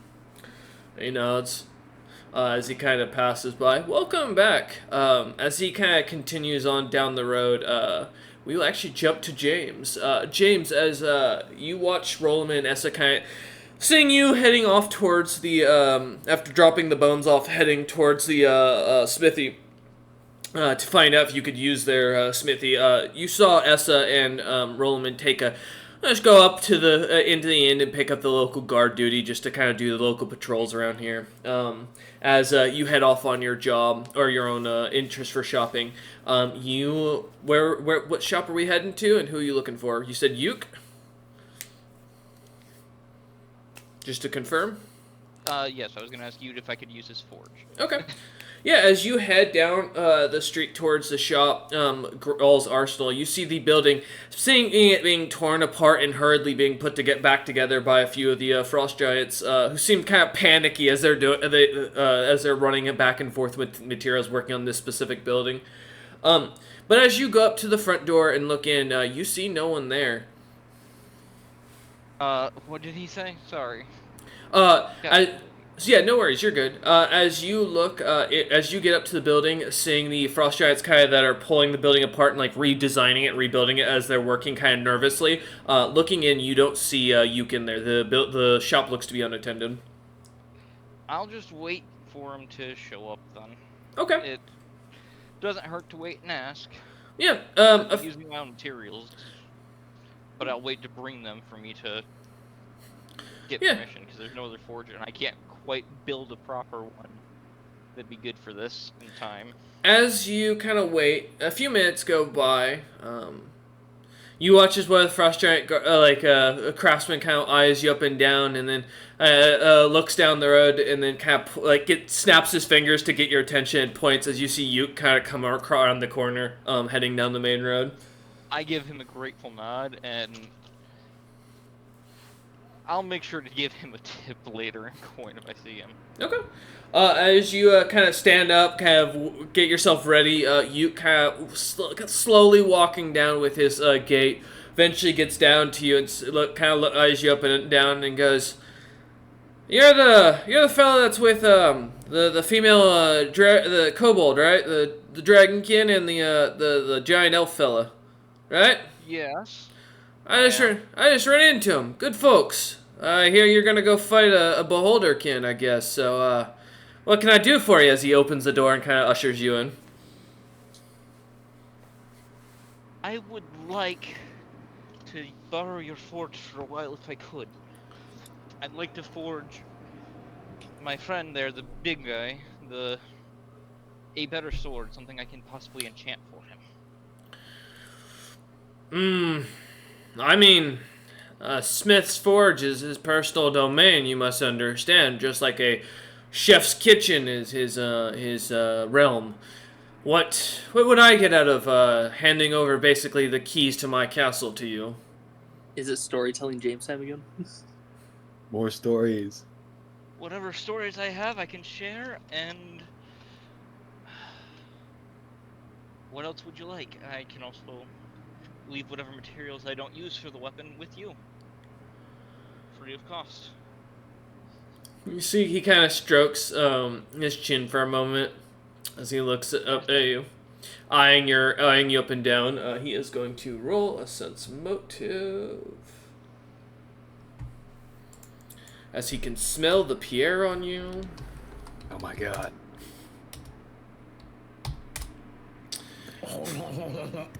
In the distance, a wild Pierre. No. Pierre's just to be an irritation. Goddamn, there's my threes. Yeah, as you begin kind of look at or continue to explain this, you kind of see him like eyeing you up and down, almost as if he's kind of evaluating you or praising your worth. You see he kind of focuses onto your shoulders, your hands, and then he kind of looks at your face and as he stops and goes, "Tell you what, if you can forge something that interests me, then I'll let you forge anything you want, because Lord knows," as he kind of sits down, you hear the popping of every vertebrae in his back as he sits down in his rocking chair. And he kind of stops and goes, I can't lean over to work the damn thing anymore, but you're kind of too tiny to work the bellows. You're gonna need your friends, probably. It is a forge built for a frost giant, after all. It's just 10 feet off the ground to get to the to be able to go to the forge itself and access the fire. I give a smile, as I would say that won't be as much of a problem as you think. Let me double check something now. As you look for that, he'll guide you to the back of the building, where you watch as the craftsmen are looking up at him. He looks at them and just glares as they start rushing back to the center of the road or the back of the main street, and they come back with anvils, the forge that they had moved, setting it back down, stoking the fire, starting everything up. As they are up to him. Look at the bellows. How many pounds of force does it look like it'd take to push? As you look it up and down, you would guess that the just to work this forge, you will need a 20 in strength. So more than 20 pounds of force. Yeah. Because I was gonna try and jip it by using Unseen Servant. Yeah, you could definitely use that to move your items about the room if you need to from one area to the other because of the distance due to again the largeness of the smithy as they're setting it up to his for Yuke's size. Drag 100 pounds. Yeah, but as far as it goes, yeah, it'd require 20 in strength roughly, so a carrying capacity or a force capacity of I think what is it. Carrying capacity again for it. 400 pounds for heavy load. Yeah. So you'd have to be able to basically manage 400 pounds so roughly about let's say 200 pounds of force to use this forge. I'll whisper into the whispering gem and say, "Hey Roland, I might need your help with forging your thing. Make your way to where I am, please." Yep. Once I finish this this route, I'll be over there. I'll nod and I will look up at you. You can be like, "I'll go get the materials then." He kind of nods as he kind of snaps his fingers. One of the craftsmen just kind of sighs and walks over, picking up the rocking chair and bringing it outside and setting it down as Yuke sits into it, cracking his back once again. And as you see, he activates a small spell scroll. A little drink appears in his hand as well as a full bowl of food or of stew. And he just sits. Scrolls he I has. just nod at him and I head off and I'll go get the ingots. All right. I now have all of those ingots still, which means I still have the silver and the gold ones. Yeah, as you run off, you head back up, getting BK and bringing him down the road. As you do so, getting BK convinced to move after a few minutes of coaxing, as he is very full. You can see his belly has seeming to swelled a good bit. Relax once we get down there and you're not bothered by the cold, buddy. As you kind of head down, you see as based on the other side of the road, coming down the opposite direction, Essa and Rollman on there, just kind of finishing up their round around the main village. As they kind of coming up to you, meeting you at the front of the shop. Still in the back of the shop, completely enjoying a drink. You can still hear him noisily eating as his wooden spoon claps on a wooden bowl. I will look at him and be like, so I've gotten permission so long as I forge something he thinks is worthy, something he probably hasn't seen before. So your bastard sword, out of character. Your bastard sword size is large, right, for weapon? Or are you? Yes. Oh, right. That's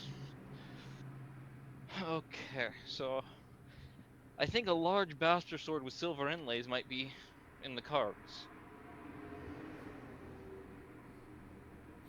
Just keep in mind, out of game, if it's something he hasn't seen before, silver's like the common metal here for making anything. Oh, that's why it's gonna be that's why it's not the weapon itself isn't gonna be bronze. The silver's just to help with the magic. Silver's more enchantable than bronze. Anyway, And I'm just gonna gold's way keep more my enchantable, but it's so soft. Okay. What'd you say, Issa? I'm just gonna continue my my patrol route with Shenkiet, so Okay. I'll still have someone with. Alright. Uh, Roll Nice. him I Good in. have luck. to have someone else help with the bellows because I am small and they are big. All right. All right. Roll up my sleeves. Have I done this before? I helped him I'd with bellows. assume you've helped with some of the bigger and heavier items that he's had to hammer while you just basically moved from side to side because of your strength. So you'd roughly know how to be an assistant. You've probably done at least some rough work. You're just not like a proper craftsman in that sense. You're capable of assisting a good craftsman though. All right. As Where do you need me? yeah. Let's go do this then and see what we get. As the two of you head into the back, you see as Yuke kind of smiles as he kind of pushes his rocking chair to start rocking. He kind of activates another scroll as the bowl and the drink disappear, and a pipe appears in his hand, and he starts to ignite it and starts watching you lot as you get onto the forge. All right. This is so you're crafting a bastard. So what's the schematics? What are you trying to make here, Cameron? I'm going with a bastard sword similar in design to what he's currently wielding. Mm-hmm. The blade will be bronze. Okay. I'll be using common wood for the handle. So Okay. it'll be a wood handle wrapped in some leather. Mm-hmm.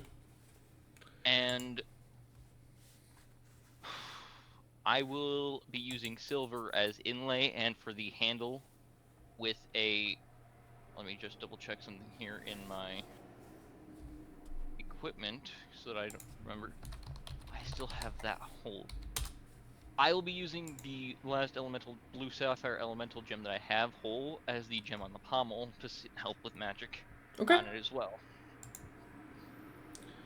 Alright. Give me a second. Okay. I do have the DC for it. And you're not trying to enchant it with anything, you're just trying to make it, I'm trying to make it as good as possible right from the get-go. I can enchant it later. Okay. Enchanting it now during this would make it much harder. Remind me what your casting level is? I am able to cast... I have 2 caster levels right now. So it's a +1, I believe. Yeah. Okay. Alright. Okay, go ahead and give me a craft check. I'll let you roll this twice because of all of your experience, or all the stuff you're putting into this, and you can choose the higher of the two. I will also Does he be get a using bonus? Unseen Servant to assist with this, and would I get any bonus from... Roll them in. Unseen I'll say Servant roll them in? in. What's your craft check bonus, or what's your craft check? Uh, I assume you don't have I weaponsmithing don't specific, have any, so... but I am an able learner in there for every skills in class. So what's how many skills do you have in it, or what's the plus on it?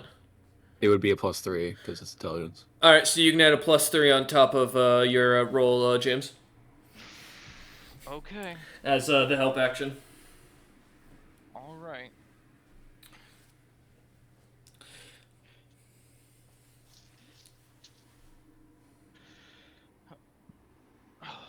Okay, so this will be... Two d20s of your crafting weaponsmithing check. plus that, so this will be a total of... That will be a that is 15 plus 6 plus 3, 24. 24? Total. Yeah, as you begin crafting away, the hours go like past. I forgot! I So- have my Masterworks Smith's tools that I'll be using, so that's another +2. That's 26. Okay. As the night continues on, or as the day continues on, you go spend hours crafting. It takes you the rest of the day as Essa continues to go about. So we're going to jump over to Essa and Shanyet real quick while Rolman and James are working about. Essa, give me a d20 roll. Let's see if you run into anything on your wanderings. All right. Don't let me down, online dice roller, because I don't have my d20 and I don't feel like going and grabbing it. I feel that. I always have my cracked dice next to me, though. That's a straight 10 on the d20. I rolled my big die for that because I was like, I should do Right, right in the middle. As you continue about your marching about, you spot in the distance. As you get to the northern edge of the village, kind of continuing to follow the road further and further out as you skirt more and more to kind of expand the route. Looking towards where the lyrium hole or outcropping was, and the large hole is a very small, for its size, Goth seemingly staring down at the hole, having not yet noticed you.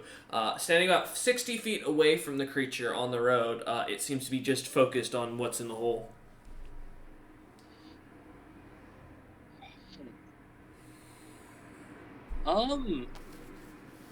Go one shove hit- it in. They float, Cameron.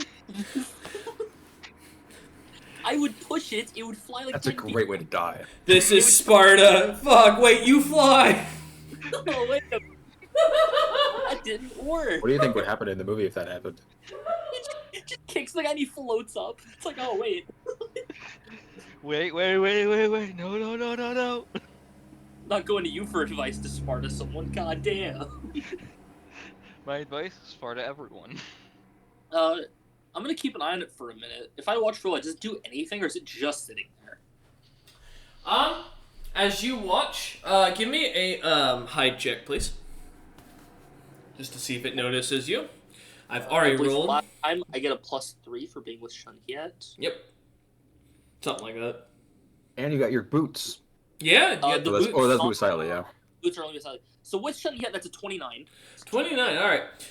Between the two of you, you manage to kind of find some bushes and kind of hide up in them. A couple things stick you, but you kind of, you're used to it at this point. Normal. Shunyet seems to kind of be irritated, but seems to calm and sit and stay in lone places. You're staying on top of her. As you continue to watch for a moment, you see as the Goth kind of stares down at the hole, and one of the eye stalks seems to look over towards the forest to the left of it, and then another eye stalk looks off to the right of it, and you see as a small group, about 7 or 9 goblins, 7 to 9 goblins, seem to come out of the forest, all with these little daggers that seem to be made of a strange metal you don't recognize, that they seem to be like really excitedly holding out towards the Goth. The goblins look like they have are trying to lay an ambush or are coming towards this creature slightly aggressively as they are moving closer. Are you going to do anything? How far away am I? 60 feet roughly. I am where I want to be. I'm gonna watch. I want to see how this goes down. Alright. I'm gonna have to deal with both. I don't want to fight the goblins and the Goth. I'm not gonna win. As you watch, for a few moments, as the goblins seem to kind of circle around, not seeing the eye stalks, paying attention to them, they almost as if they don't seem to notice the Goth is watching them. They kind of circle around it with these daggers. A few of them starting to turn red, and the Goth suddenly turns. And blasting a few with the ray of exhaustion. The first 4 goblins in front of it immediately fall to the ground, completely are dead, as their bodies seem to almost shiver and shrink in on itself, as if the moisture has been torn from their bodies. a pool of what looks to be sweat kind of laying underneath them as they land onto the ground. The other or four others seem to try and jump onto the goth with their red or with now red skin as they seem to start foaming at the mouth, dagger in hand. Each of them missing with ease as the goth seems to like slightly just move out of the way as they try to jump on the poor creature. After a few moments, the goth seems to easily manage to kill the rest of the goblins. As you continue watching, it seems to suck the magic out of them and then just starts chewing on their skin, spitting out bones and pieces of leather. It does not spit out the daggers, though, as you watch it swallow those. Huh. Does it not poison like I know most of the daggers do? Is it not? You don't seem to see any reaction from the creature as it seems to finish up its meal and then turn and stare back down into the hole once more. Fuck is it staring at? I mean, I can't really see without it seeing me. I mean, are you just gonna wait there to see if until it leaves? I mean, I may as well. This is me doing my job. Yeah. About another hour goes by as it's around mid-ish day at this point. As you start to see the sun now kind of over above a very weird kind of warmth to the sky. Your cold winter clothing kind of causing you to sweat slightly as it's a nice 60 degrees right now. As you begin to kind of feel really warm compared to the last few days with the major snow that had been happening and the snow that had even been happening last night. As the sun seems to hit mid sky, though, the goth seems to disappear or go into the hole and slowly float down as it vanishes deeper in. Another half hour goes by of you waiting to see if the creature will resurface. It does not. Would it be survival to see if goblin bones are good for like anything? Survival or craft. Craft would be more specific to just a general craft check to see if there's any items or weapons or stuff you can make out of it. But yeah. You know, I'm proficient in all craft, but the only crafts I have any points in would not help here. It's trap making, map making, poison making.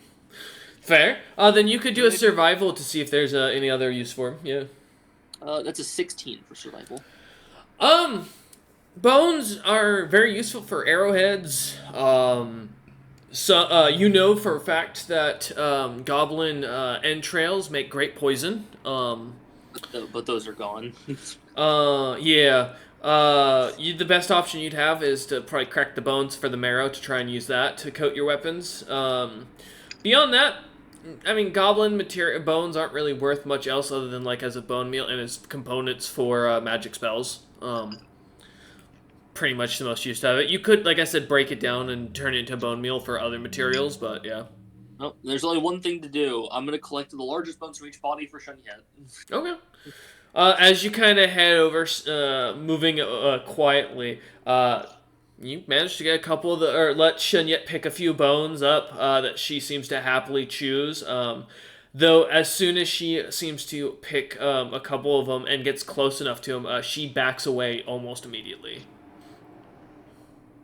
No good? She shakes her head back and forth, no. Alright. We'll just head back to the patrol route then. Okay. As you circle back around, you see another corpse pretty clearly down the road of what looks to be... the only thing I can describe it as is if someone thought they could make a platypus, but instead decided to make a chimera rat. What looks to be the leftovers of the body of this poor creature torn to shreds, missing like chunks out of its body with what looks like it's been fed on as it's been dead for a few days, lying about on the road or off the side of the road as you continue your route. I just stop and look at it first. I don't know what it is. As you look on to the creature, go ahead and give me either knowledge nature or another survival check to see if you can figure out what it is. As you see this rat-like body with a long snake-ish tail, weird little horns sticking out, some wings that look to have been chewed and gnawed through. The creature looks strange and foreign. Mm-hmm. Nat 20 for a 27 survival. 27 survival. You know this creature is not natural. It seems to be a combination of different creatures that were put together and look to be very unstable, as the body did not look like it melded quite very well. Looking up and down with that survival check, you also notice that the bite wounds do not match any creature. The bite wounds are humanoid-like. Okay. With that high roll, are any of the parts, if I recognize any, like worth anything? Yes. So as you look about, the entire creature is definitely a magical creature. So the leather from this beast would make great for armor. The scales themselves would also make good scale mail on the tail of it, though you'd probably only be able to get maybe a small to medium one set. The horn is clearly made of some sort of magic material. You're just not sure. It seems to have blended with the bone. Yeah, the entire body you'd guess would be very magical. And how big is it? The creature weighs a total of 55 pounds as a corpse and stands as a medium creature. Just because of its height. I can drag the whole. I can drag the whole thing. I'm just gonna take it with me. I love dragging things. Shanyet will happily grab a chunk of its rib cage that is exposed and start pulling as a dog greedily trying to drag a very large bone back home down a very narrow road. She seems to be very good at getting it around tree stumps and other such things as she brings it back. About 3 more hours pass of you kind of like dragging this body, as it's still kind of a pain to drag back. You finally come back hearing the sounds of the hammer starting to calm. The town seeming to kind of liven up with it becoming noon. A new bard seems to have arrived in town, playing music at the tavern that you can kind of hear faintly coming from it as people are celebrating and drinking. But as you come around the area, you see as Duke kind of stands up at the front entrance, eyeing you up and kind of smiles as he sees the Shenyet kind of trying to drag this creature, this dead body with it like a greedy hound. You We'll just waves. waves. We drag the body up. Yeah. As I'm you probably do, just gonna deliver this to James and fucking just. I might just leave it in the cart for now. Yuka looks at you and just kind of smiles and goes, yeah, the boys are still in the back right now working. They should be finishing up here momentarily. Yeah, I gotta go pick something up from the shop anyway. He nods. As you turn, we will come back to you in a moment. James and Rolliman, as you finish up, James, the long bronze. You said a long bronze blade, right? Was what you were going for? It's a with the bronze silver inlay with dwarvish runes. What are you having written in dwarvish on this blade for the silver inlay? I'm gonna give the name. I'd like to give this blade a name. Dwarvish is based on what language in your world again? Give me 2 seconds to answer that. Races. In muscle we trust. I'm just saying, man. Seems fitting. Yakut. It's I believe it's an Asian. I might be wrong on this, so don't butcher me for those who watch this in the far future when my book actually sells well. I think it's an Asian language, but I could also say that it might be one of the Russian territories. Yakuts or Sakha are the Turkic ethnic group native to North Siberia. So it is Asian. I was right, technically. It's just Russian Asian. Primarily the Republic of Sakha in the Russian Federation. Yep. So there you go. So masterwork, by the way, is my only. Yes. So this, as you finish up the item, it comes out exactly as you expect. The gemstone seems to give it a glow at first sense. The magic or the item itself, immediately with your appraise. Give me an appraise check actually to see what you can, how good it comes out. Gives you a minute before you name it. 22. 22. You realize, yes, you have crafted a masterwork +1, or an upgrade to this item. The bastard sword itself is now able to be enchanted with magic itself, but now it does have a +1 to hit. That's good. Grumpy, what was the spell you wanted me to put in this again? As Roman was working the forge and thinking about the Goth, he thought about the Ray of Exhaustion, and he was considering that's a good way to fight your enemies. Ray of Fatigue, or not Ray of Fatigue, but Touch of Fatigue is a spell.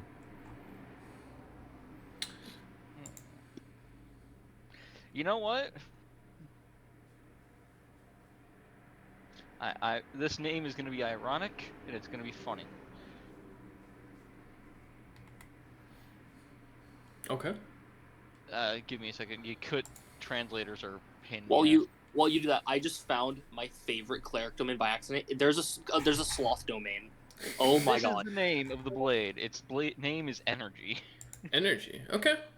As I will eventually give it that enchantment, but I will not do it right now. I'm just gonna do a rough translator for that because I want to see what it might roughly translate to in common.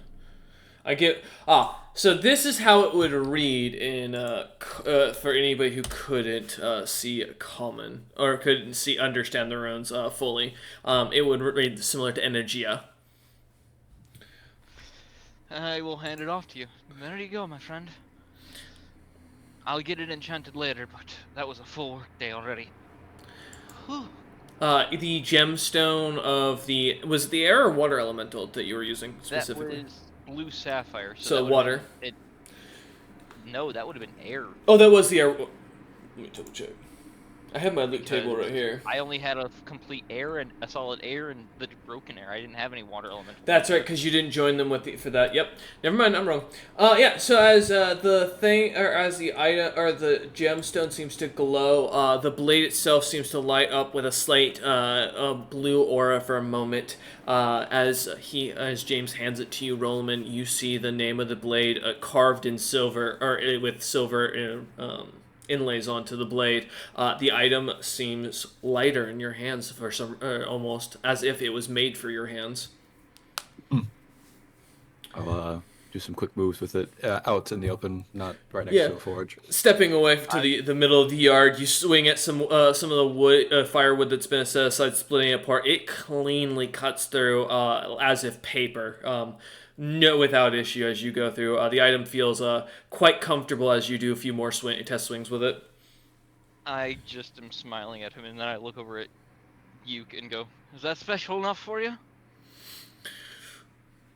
He kind of eyes you up and down and looks at the sword and just kind of gives nods as he smiles and pats you on the back. He is going to hand you a warhammer, a large warhammer, James. I am a medium creature. This is big. Yeah. It does have giant runes on it. I can read those. Give me a knowledge arcana roll for this specifically, because these runes are very old. Probably Decipher Script, actually. You know what? You're right. Decipher Script is a better roll for this. Thank you. God damn you, Grumpy! I'm sorry. It's you the fucked me proper over here. proper roll. He's right. No, that's fair. Decipher Script right. in this God situation. Damn it. Oh wait, no, the bonus is. You know, I have only get a ranks of portion of Decipher bonus. Scripts. If I fail to read it, I'll have Grumpy read it. That's a 10 with my +2 added to it. Yeah. As you read it out loud, I would not read it out loud. First off, I'd okay. trying to read in my head. Reading in your head, you read the words "Death to whomever I touch," engraved on the warhammer's head. Can I appraise this weapon? Oh yeah.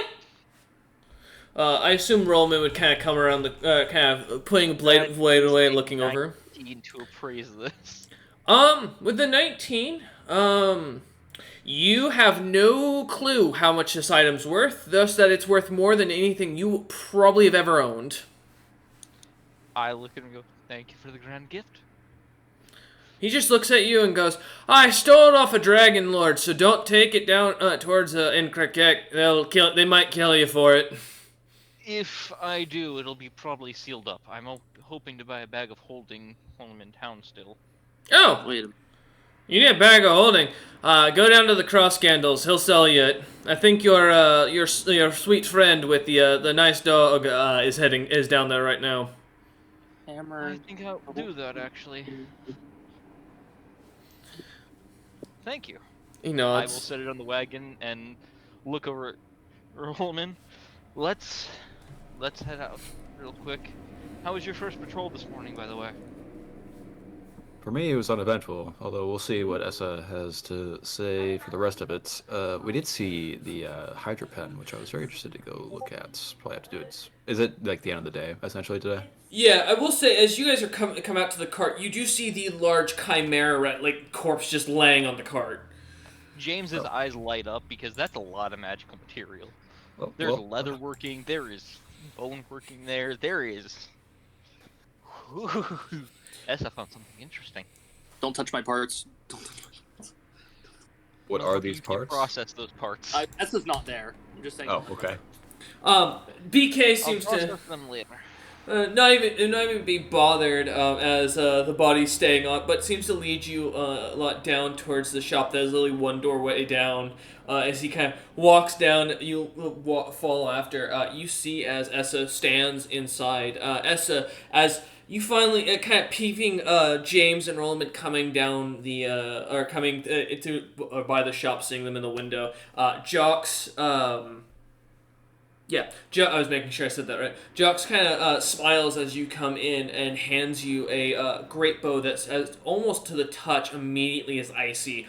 Seeing the draconic runes on it, exactly with Icy Burst written in draconic onto the item, you see that there's a almost bluish feather that you would immediately recognize even without the survival as a phoenix feather.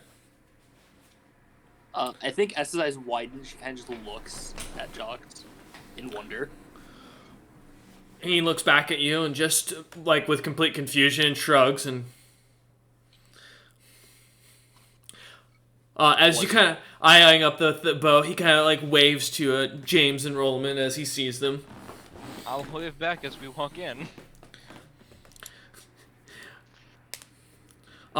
Jocks comes as you walk in, kind of lets you sit there or stand there for a second, as you're looking at the bow up and down, kind of pulling on the string to see how taut it is to see the craftsmanship of the bow.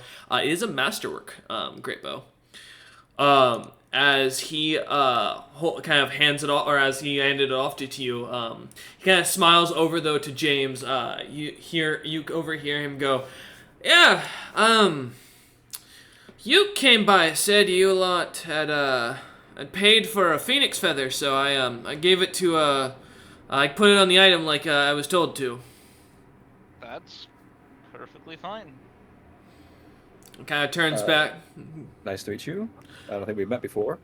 He smiles and goes, "Ah, yes." As you look at him, Jocks, who stands before you, is a very bright white kobold with where you see his claws seem to be almost like blue ice coloration that you can feel the coldness coming off of them. As he goes to shake your hand, you feel an icy grip, almost like an unnatural coldness to this creature. But he is technically about roughly the same height as James, for note. James will also shake his hand. I heard your shop was a better magic item shop to go to, and I was wondering if you had a bag of holding it. Of course I do. I always have bags of holding. He smiles, but and if you're with her, then of course I can serve you. I give a kind smile and nod. I would love to peruse which ones you have. He kind of he looks at you as you say that. He kind of looks at you, kind of confused for a moment at the mention of different sizes, or do you only have the one size? He looks at you and Type goes, one. "Different sizes. Never heard of a different sized bag of holding." As he kind of sets down, basically what would be a Type 1, a couple of Type 1s on the table. You do notice his eyes keep kind of lingering on Essa off to the side as he kind of, almost a slight smile is kind of caught on his face every time as he continues talking to you, James. It's fine. He can be distracted. How much are you asking for them? 3,000 gold pieces apiece. James is gonna think about that for a minute, because I have that money. I have that kind of money, but James doesn't know that the ship's been repaired, so he's considering things right now. I go to him when they talk about these bag of holdings. Explain to me what this bag of holding is. I don't know exactly what they are. He kind of smiles at you as he suddenly kind of refocuses his vision. Still, kind of as his eyes seem to still linger on Essa testing out their bow. Essa, are you still staying in the shop, or what are you doing in the background while James and Rollman are talking to this guy? I kind of have to because he hasn't told me how much I have to pay for it yet. But I am gonna hand off the letter to James because I know he can also speak giant. Okay. Oh, the letter about from Woodwalker, yeah. Read it now. Yeah. James's heart gets a lot lighter.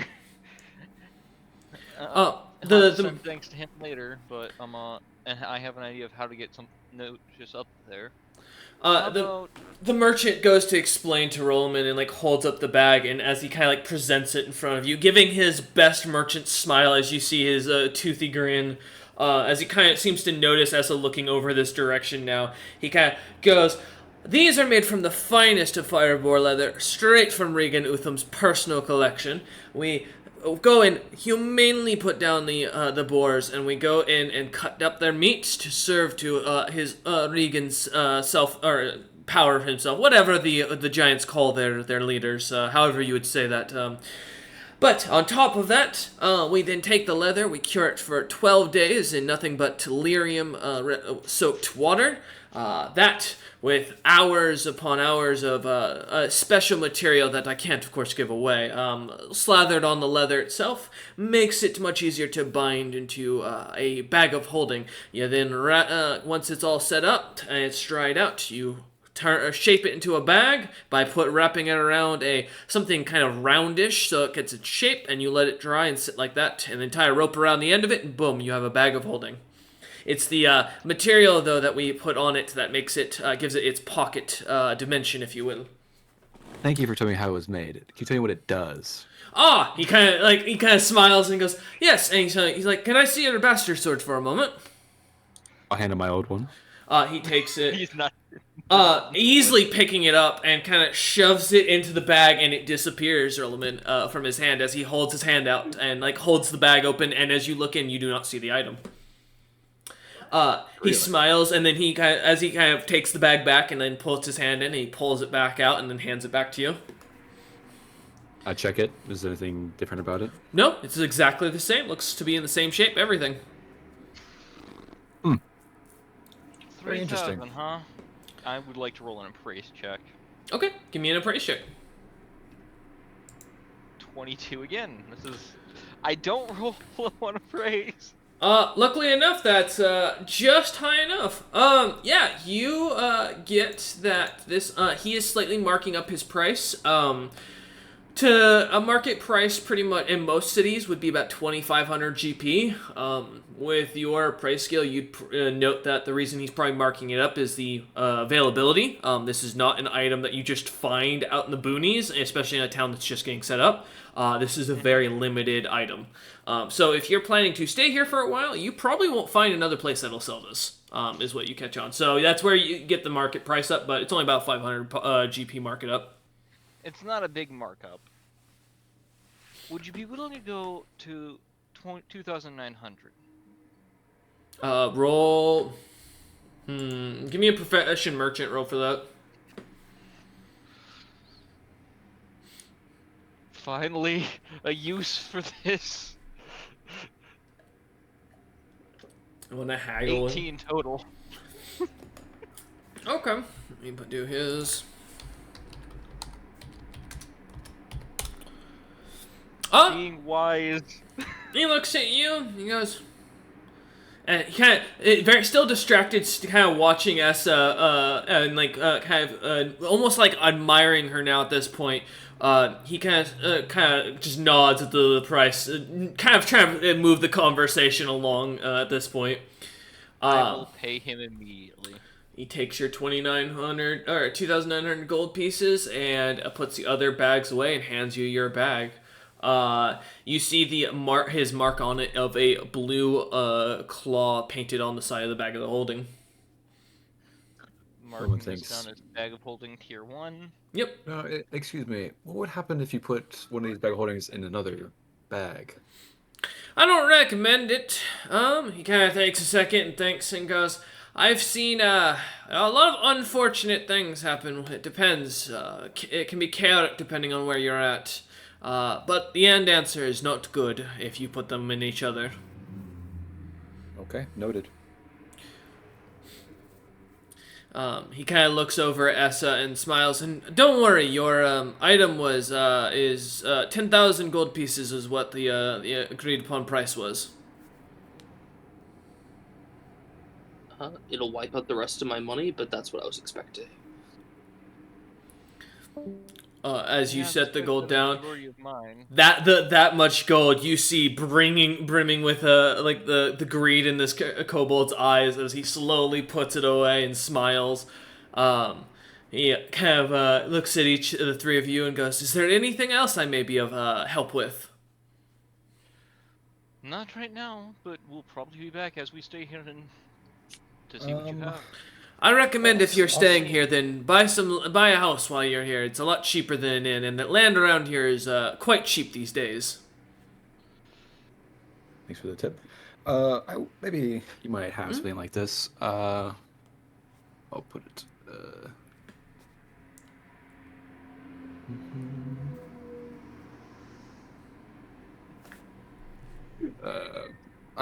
Roma would describe something like that. If you want to know where that comes from, I can tell you. I'm familiar. Give me a moment just to find the item. Oof. This bag of holding is going to be useful, but it was expensive. Yeah, it was.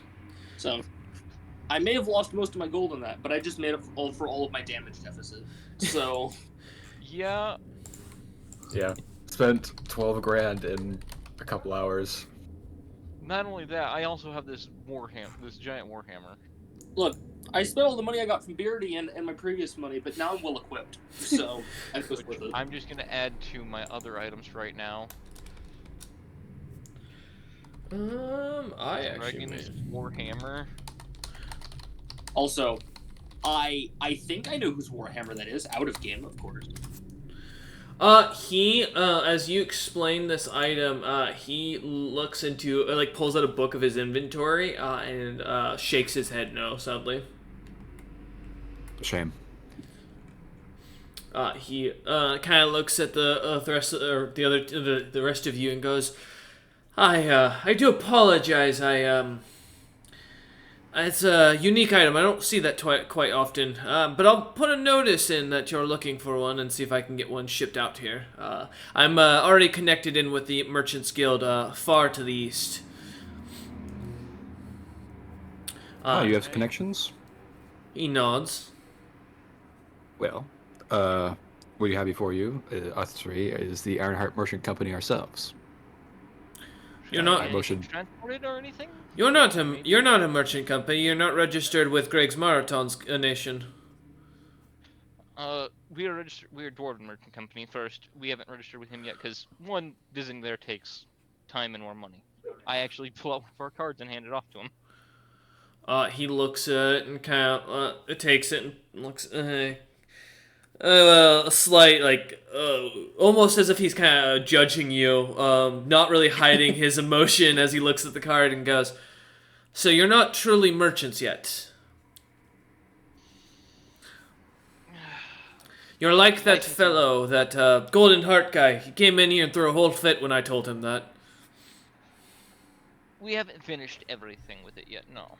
You know that how we- Heart guy caused us more problems. How we get in contact and get registered to this? If you're registered with the guild, you'll get benefits of free travel because you'll be allowed to take access to any of the trade ships that are with the nation, so you can basically hitch a ride for free.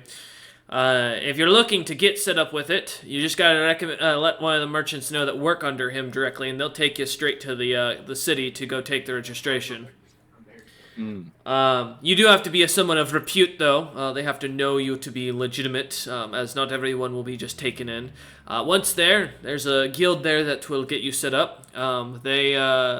You can either start at the Adventuring Guild and request information from them, but they'll get you in touch with who you need to be in, and then basically it's a quick exam and proof that you are doing business legitimately, and then you get a card, and it basically gives you a free pass to any nation that Greg's Marathon is trading with. It's That'd be helpful. I will note, it is an item though that if you speak or if you do anything in bad faith for business using his his power, he will revoke your position and you will get a bounty on you globally. So forewarning, he is not. Hearing that James was smart, I really prefer not to do anything in bad faith to my customers. He nods. There he goes, and he pulls out this solid block of gold with his name engraved into it, a depiction of him engraved into it, and his merchant information, the shop name, where it was founded, what year it was founded, his ranking within the guild, and the main primary place of business that he does. Well, we also have our own ships, so that might be good for us regardless. He kind of smiles and goes, I guess we'll make that one of our next stops after we leave here. I wouldn't recommend it for a few months. I've heard rumors of there being a major war all the way out there. Really? Yeah. Fair. Apparently the two dragons couldn't be peaceful enough and decide one wanted to be in charge of the other. They got up in their tethers about their scale colors, and I guess one of them they decided to attack the other. Who is Grace Marathon conversing with? Oh, for all I know, he's... Wait, what? Who is he beefing with? I'm assuming... Would I know? Because it's the only other dragon nation. Yes. I'm from there. Oh, yeah. It'd be pretty easily known, and he doesn't... It's not exactly hidden, his agenda. Let me pull up the map. It's Ali... I believe it's Alethiander? Yes. Is that his name? I think that's roughly how you say it, yeah. I mean, that's still just be like Alethiander. It's the only other dragon nation on the same continent as Greg's Marathon. Jock smiles and goes, yes, the gemstones. Oh, nice people. Good business. And they're not going to win that war, sadly. No, given I traveled out of Diamond's Death to go fight things, and then a war started the moment I left. Jock smiles. World works in a funny way. We should probably avoid there, though, but we should be able to gather material here for a few months. Well, the good news is, unless the war progresses somehow, or Diamond's Court loses, I doubt that you'll have to worry about going to the city itself. But, if you're trying to avoid war, you're already in the wrong lands, as Regan Utham has been threatening war, and just angry altogether these last couple weeks. I noticed when we met him last night. Oh, that was you lot. I wondered who... I just gently sort of tipped my head towards Essa.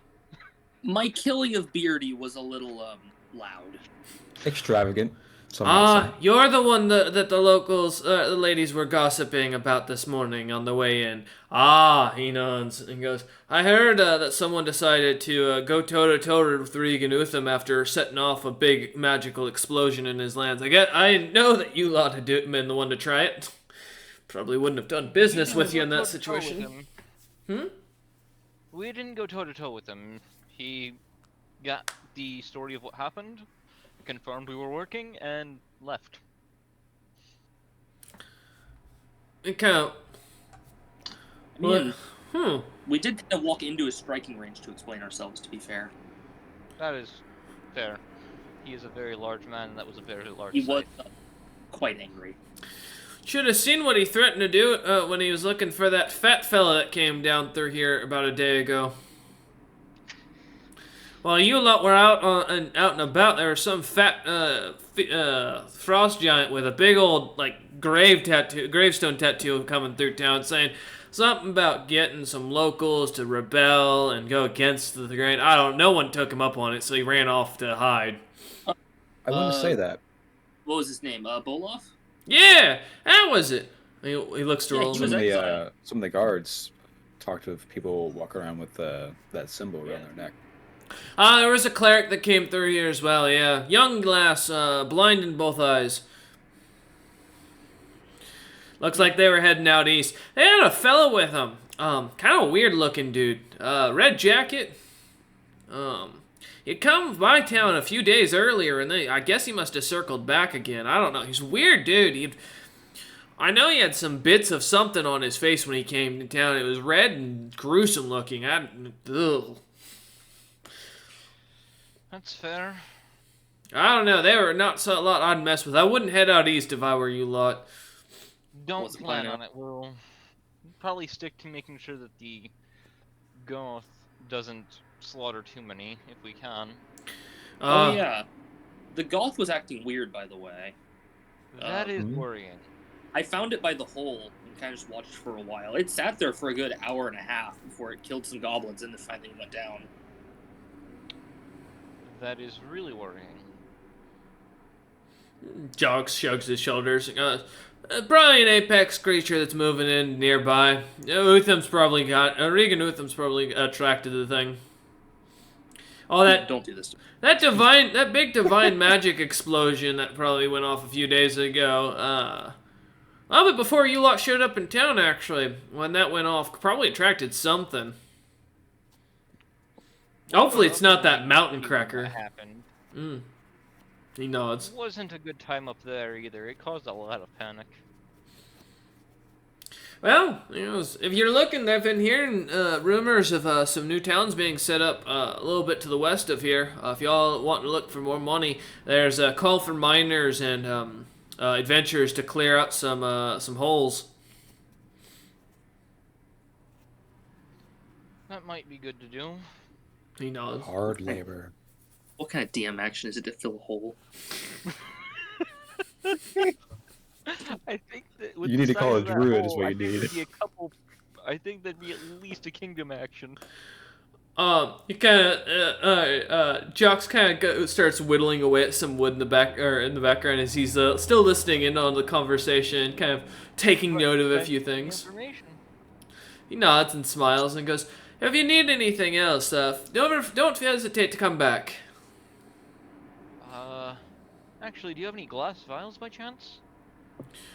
I can definitely get something put together. He nods as he smiles, seeing your coin purse. I smile back. I just need a couple in case we kill any water elementals to collect some of the liquid. We can use it for certain things. He nods, and he will set about 10 vials on the table. He does actually have a price already set to them about one gold piece. For the 10? For each individual. Oh, okay. Well, I'll pay 10 for that. Yeah.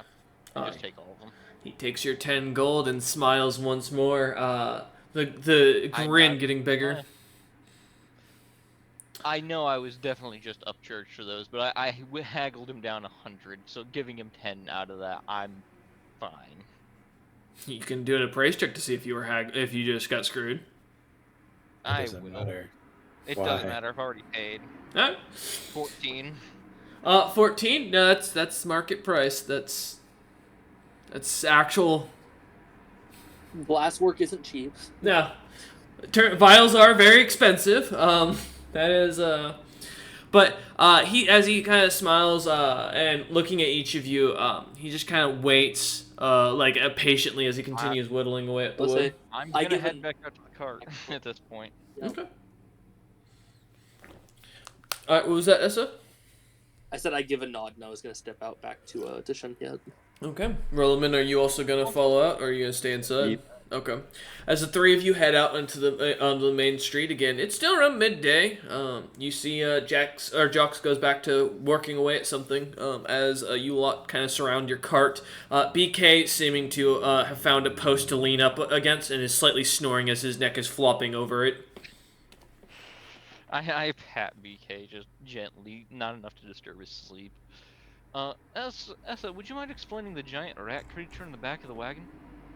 Oh, yeah. I found it dead in the side of the road. figured out kind of what it was, the weird mix of creatures. I'm worried about how it died, because I haven't seen anything that could have done it. It was bitten to death more or less by a humanoid.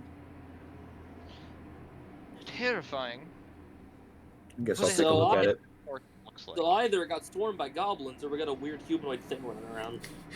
Does it look like an What elf? would I need to roll to tell what I make out of this thing? Rollaman, give me a survival check for that to check it, or medicine, I believe is the... It's heal. Heal, my apologies, yeah. It'd be heal, for the case of trying to check it for, unless you have a knowledge specifically, it has to do with nature. You know what?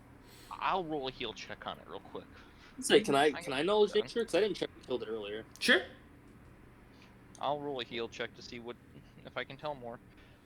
I'm 15 plus 7, 22. 22, okay. Rollaman, are you also doing the check? Yeah, this is survival. Oh, yeah, okay. 9. It's definitely not elven teeth, I will give you that. You'd recognize, You know, that. Go ahead. Shout out to Wait, us. is it I Goliath also teeth? Also got a 9. You're also sure it's not goblins, Essa, as the most of the wounds seem to be too high on the body of the creature for a goblin to have gotten Look, up we're there checking easily. things off. Yeah.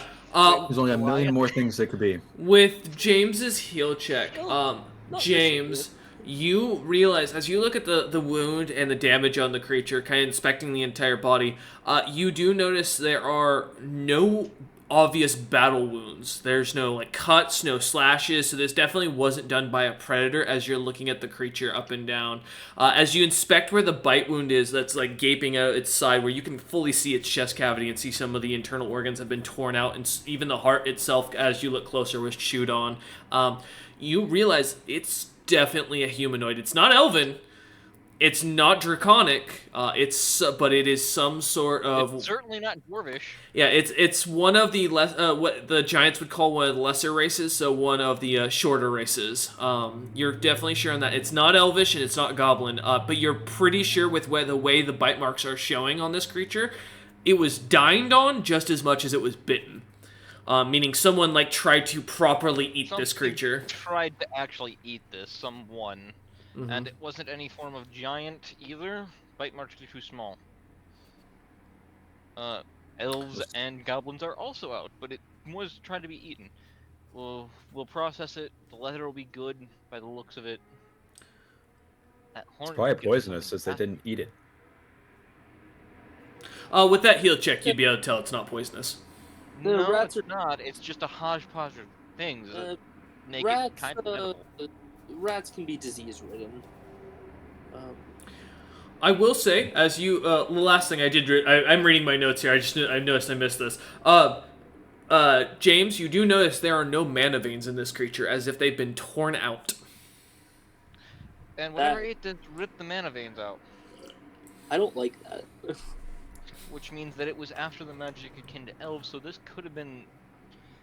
I think it could might this have been a done goth. by with what I know of the goth.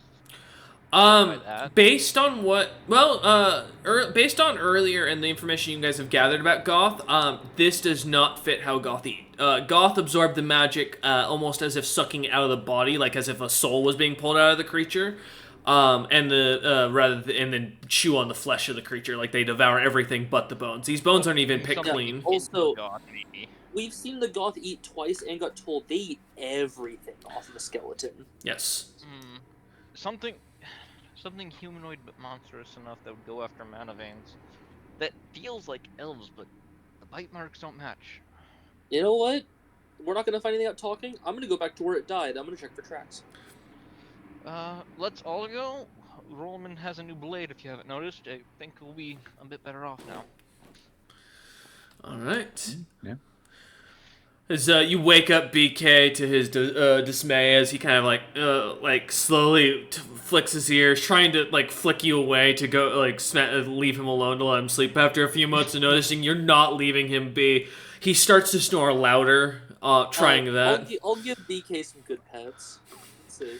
As you start petting him, you see his eye kind of opens and looks over at you, and you feel the sigh in the body of the creature as it like straightens up. Come on, bud. And starts following after. You know what? To help lighten his load, I'm gonna take everything that I can fit into. I'm gonna take a few things like the dragon bones that are wrapped up in the bedroll Oh, and the So yeah, snail. move the valuable stuff into the. I will. Well, I gave the rest of the. Well, did Mhm. you take the rest of the ingots? Because how many would we have gone? He did not take any of them, as you noticed. I would put the remaining. How many would I end up using? What? So how many? Let's get. How many of the materials did you have? I 12 had bronze. 12 bronze ingots and 2 silver. So would have used all your So I had silver 12 and would have it bronze, 2 used. silver, 1 gold. Yeah, it would have used all of your silver and 10 of your bronze bars as well as your the 1 gem. Yeah, I already got rid of the gem. So we have 2 of the bronze left, And the gold. which I'll add to this.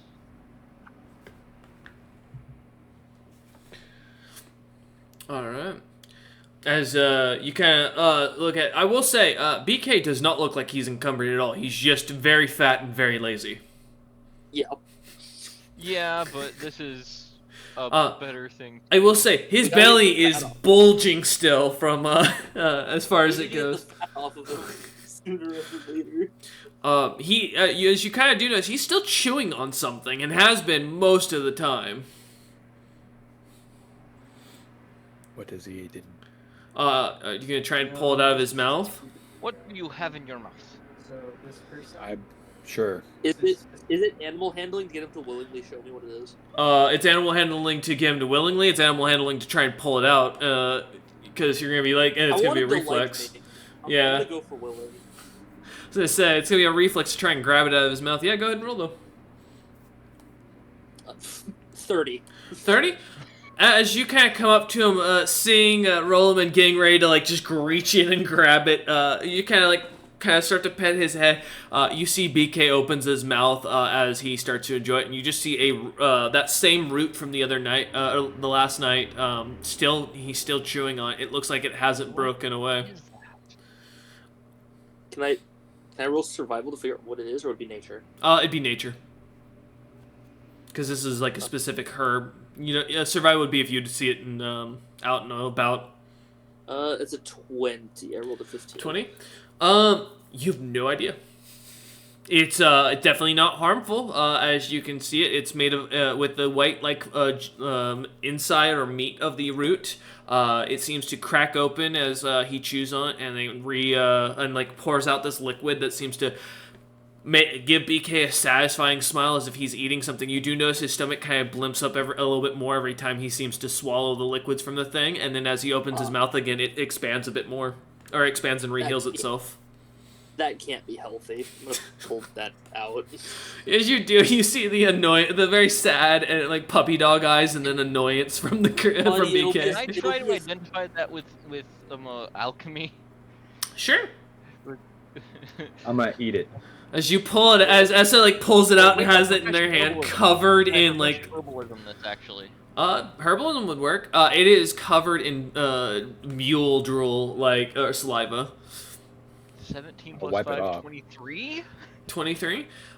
You have no idea. You have not 22. You have not seen this material before. There's nothing that looks like this in any of the books you've seen. That. While they're mulling over this, I'll just grab it, wipe it off all the saliva, and I'll take a bite. All right. You take it. I assume with that. Well, Asa not expecting you to take it from their hands and take a bite of it of all things.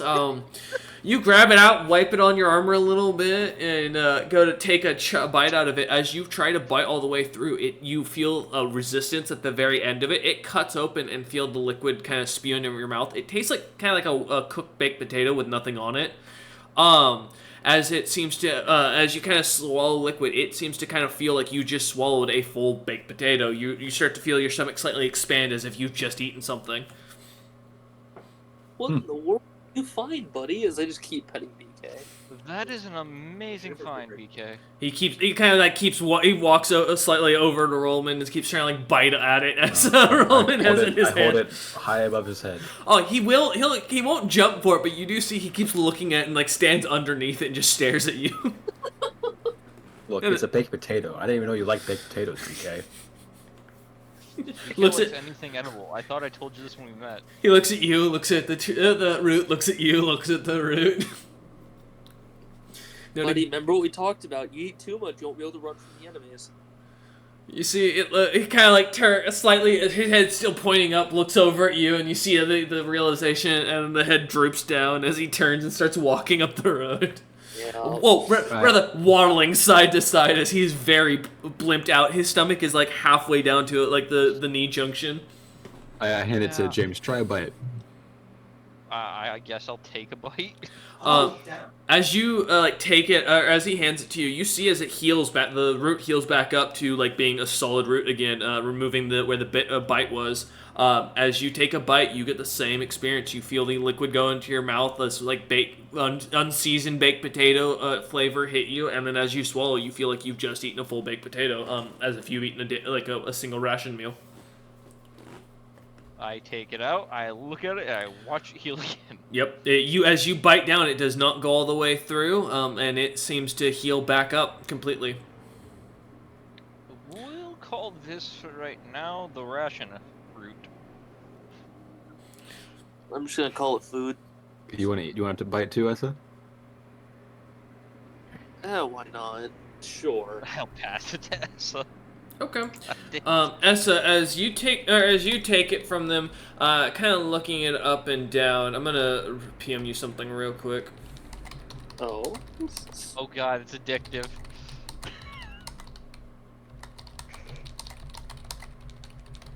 Roland, what have we done? We've eaten food. Wait. I've never had food look at me before. Wait. It has Is this thing sentient? The roots are. This is a living creature. Really? What? It has eyes and little legs. As it kind of like squishes it slightly, you see the little eyes and like roots start to move in sync with each other, and then you hear the tiniest squeal as one end of the root seems to open up, and you see a little mouth. What the hell? Slow blink, looking at Roland. What the fuck? What would it take to try and recognize this creature, I guess? What would it take to put it in a container? Not much. It's not strong. It's got a 1 in strength, so it's really just pushing it to a jar. Yeah, I'm gonna push it into fucking jars. Get in there. Go ahead and roll. As you're doing this, I will say, you do all notice that as BK kind of wanders off to the side a little bit, he kind of wiggles out of his harness, and you see him like wander to one of the trees. As he defecates, you see little roots popping out of the dung itself and crawling away. Oh, great. So as you eat it, you poop out more. I immediately make myself throw up. Roland, give me a fortitude check to see if you can do it. I'm glad I didn't need this. Can I take 10 on this? Huh? Can I take 10 on this? No, this is more of just to see if you can force yourself to puke. No. Yeah. Yeah. You can take. You want to take 10? On checks. Okay. If you want to take 10, that's fine. Yeah, as you go. So it'd be a con check, you mean? Yeah, con. Yep. That's a 12 then. Yeah, you shove your finger down into your throat and immediately start puking up. You throw up all of your breakfast, everything else there's, and you see little worms squirming about that are brown on top of your food that you puke up. Suit, getting a 12 as well. Yep. Yeah, as you two go off to the side of the road to start puking your guts out, you see these little things kind of moving about in the food, eating away at it. BK comes back and reharnesses himself. Yeah. I make sure he's reharnessed. I look and go, you're not allowed to eat that anymore. Yeah, maybe we shouldn't eat weird things we find anymore, as I just get it in the jar. You watch it like hisses at you from inside the jar and smacks its head against the jar side. We need to figure out what kind of creature that is, because, well, it's useful. The parasite is a problem. I'll grab one of the tiny orbs as well. Okay. To put it in the jar as well. Okay. Put it in a different jar. Put it in a different vial. jar? Yeah. I'll hand you Hey, a vial. we have a vial. Yeah. Yeah. I'll hand you a vial. Collect a bunch of them in there. Let's see. A bunch. Like a few. Yeah. Yeah. Let's do handful. one separate and then a couple on one, but Okay. keep one Yeah, separate. you put one in a vial. As soon as you seem to pick it up, you notice it seems to kind of grow slightly larger and grows to the same size as the one that Essa currently has in a jar. Oh. I'll take and without touching them, I'm going to scoop them into the vial with some of the bile from our vomit and just cork the top. Okay. So they're worm creatures that turn into this fucking thing?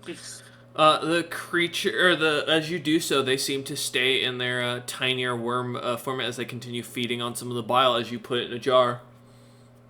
I'll add this to the other items as we'll put it back. I'll just set them into the wagon because they're living things and can't survive. You see as BK then unfastens his thing again and goes over again to the side, doing once again defecating next to a tree as more of these creatures seem to pull out. After about 5 more trips of this, you see his BK stomach finally shrinks back to normal, and he looks to be normal as he kind of walks back almost like with a little bit of a skip in his step. Figured out. Yeah. I'd like to roll a heal check on BK to see if if those have negatively impacted him. Sure. Parasites don't usually negative impact their host. It's just a cycle of life. I'm pretty sure. That is a 20 non-natural. 13 Yeah. plus 7. As you as you kind of look over him, BK looks to be fine overall. There doesn't seem to be any damage about him. He looks to be pretty healthy. You can hear his stomach rumbling pretty clearly as whatever you fed him this morning is clearly no longer in there. I will give him a regular, carrot. Okay. So I don't think these are good for food because they eat everything in your stomach before they leave. Mm-hmm. So like, I'm sure we could go to one of the shops to figure out what it is. Yeah. Usually if they eat it here. I have them down as Vial of Creatures 3, by the way. That's fine. I'm just calling it a mimic plant. But as you look, kind of like after having done this, are you still heading? Are you gonna head back in the shop or into town, or are you gonna go continue on your way towards this? Let's continue on. It's not like... We'll continue on. Okay. Yeah. This doesn't really stop us. If anything, we can try to throw it into the beholder's mouth, into the Goth's mouth if we see him. Yeah. As Essa continues to lead the way, not hoping to run into a Goth at all. Galth, I think is how it's pronounced, I guess. Anyways, as you come back to the hunting or the area where you can see clearly this creature was hunted, the impact in the dirt, very easily notice where it was laying at one point. You look about the area. There's no signs of immediate battle. As you look about, it looks like the corpse was just resting here and had pushed on the plants. What are you guys? Who's doing what? And what are you guys trying to learn? I'm looking for tracks. Okay, survival check. Something had to come by here to do this, unless it's a bird. No, yeah, survival checks from you. Rollman and James, are you gonna do anything to investigate the scene? I'm going to keep a spot check up. I do believe that's Okay. the one I'd want to use to keep an eye Well, out they're- just for anything coming around us. Okay. While they're doing that, I'm gonna pull out both my Basset swords and dual wield and do some Sure. moves. Okay. Essa, what'd you get? You said 20? 25. 25. Fucking goddamn! I forgot your tracking. And It's for my amazing. spot check, that's a 21. Okay. They are a ranger. Yeah, it's true. Essa, so as you kind of look about investigating the area a bit more, not really focusing on any of the plants themselves, but rather looking for the tracks in the dirt, you see a couple of the blades of grass kind of where they're pushed down. What catches your attention is there's a clear sign of boots in here that are that were definitely hidden from a common eye. You kind of know whoever definitely came through here knew how to cover up their tracks. What also catches your attention is you recognize these tracks almost immediately as you've seen them before. Oh? You recognize these as the same. They look to be the same as the same very fanciful boots that Jakix was wearing with his noble merchant Son outfit. of a bitch. Well, we know it's not... Well, no, because you said it's been dead here for a few days, looks like. It could be. I was going to say, Jiggins left a few days ago, but it could be, because it was a few days. You do not see any other clear track marks, but you do notice that the whatever brought this this creature did not get here naturally. If it was Jakix or whoever these footprints belong to, carried this creature here, from what you can tell. As you can see where the footprints got lighter and sank deeper at one point when they were carrying this creature. As you look about, the footprints seem to have been coming, that were heavier, seem to have been coming from Regan Utham's, capital city of Hrim Purser's last hold. What I care about is where did the boots go after? They seem to be going east. So it is probably just Jakix, because he went off east a few days ago. Weird. Killed my pet project. Damn. You also, I will note, like I said, there's as you look about, there's no area that seems to mark out where this creature came from. That's one thing I will note. There's no clear marking. It seems like his footprints show up about roughly as you guys kind of follow his footprints down. James keeping his passive spot check up while Roland continues his training as he follows along with you a lot with his swords. The footprints for the heavier where him and this creature came from seems to be towards that hole from that you had made in the Lyrium area, or in the Lyrium outcropping. Following them back, you do notice that the footprints just seem to appear there. They don't look like they came from the hole. They look like they came from further, as if they're going from west to east, walking wise. But they do seem to just show up randomly a little bit to about 10 feet from the hole. Well, Jakix didn't seem like the type to just eat like a random creature he found, but I guess so. I didn't know he could do that. Wasn't he that infernal fella that was Oh, stopping? the one with the golden heart cards. Yeah. That was Yeah, him. he was also the one that was stopping us from entering the Adventurers Guild before we left. Yes, the very strong spellcaster. Yes.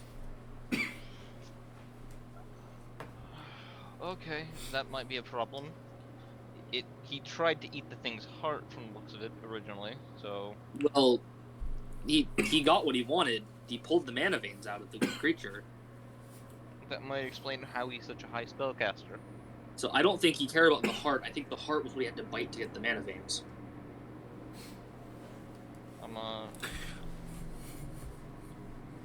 This is problems.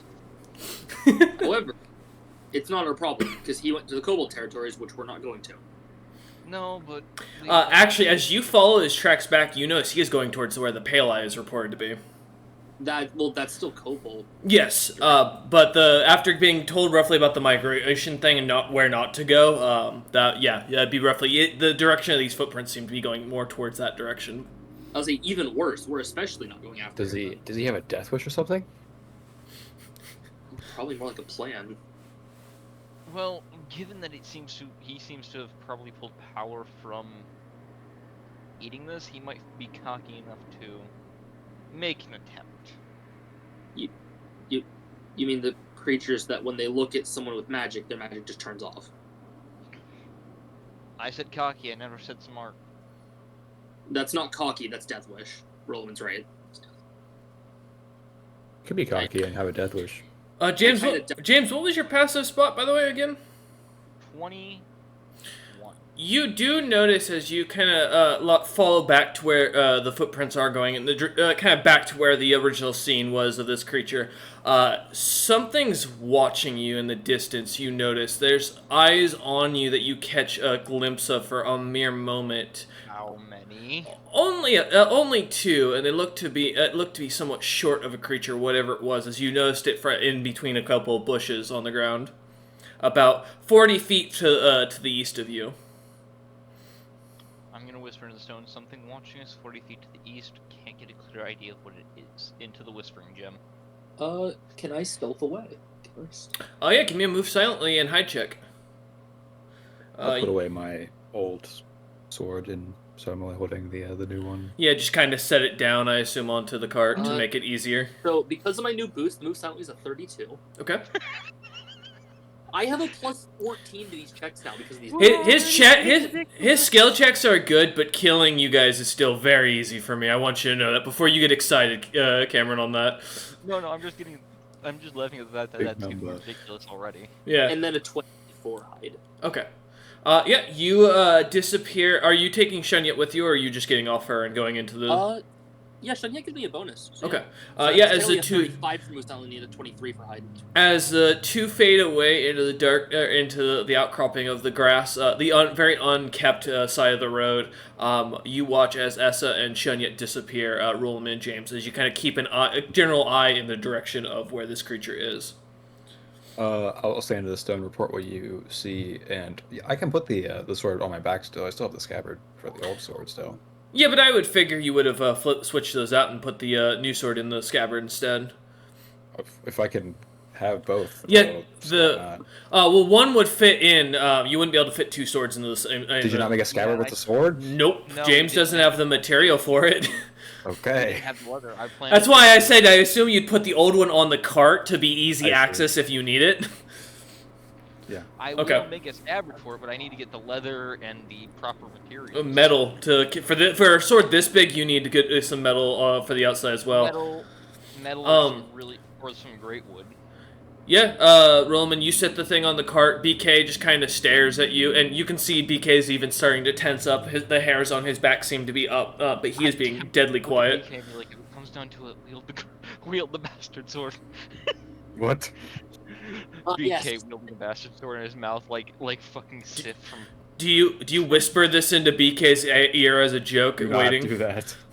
I will not. Okay. I find it funny to imagine BK jumping around like Sith from Dark Souls, but I don't want to do It's that. like It's more like Yoda in that situation. Jeez.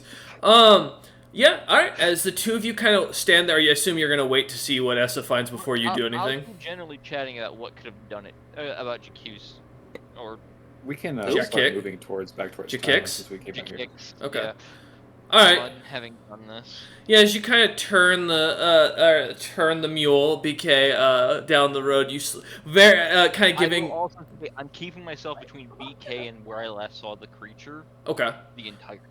Okay. Well, I assume Roman would also be standing on that side of the cart. I'm Is he pretty not sure wanting with to your wait? height, if it has range, you can just shoot over you. Yeah. No, I'll be on BK the other side just in case it Okay. does some maneuvering. Okay. BK kind of seeming to sense the situation, seems to do a very slow walk and seems to kind of give a weak limp to make it look like he's obviously acting, but like faking a limp as he's going to make it give an excuse to go slow. As BK does, I'm going to have him roll for his acting, which I do have an active sheet now for him. Performance. He does. I'm not telling you what his bonus is. Okay, he does fail. Well, actually, hold up. No, he does not, because the other person doesn't realize he is faking it. All right, never mind. We're good. BK succeeds in being convincing that he is injured as he limps I'm horribly. guessing I know he's bullshitting. So Yeah. I kicked him out on the way here. Every so often, you see him put full weight back down the foot, and he remembers he's supposed to be limping as he's walking. But I as know nothing.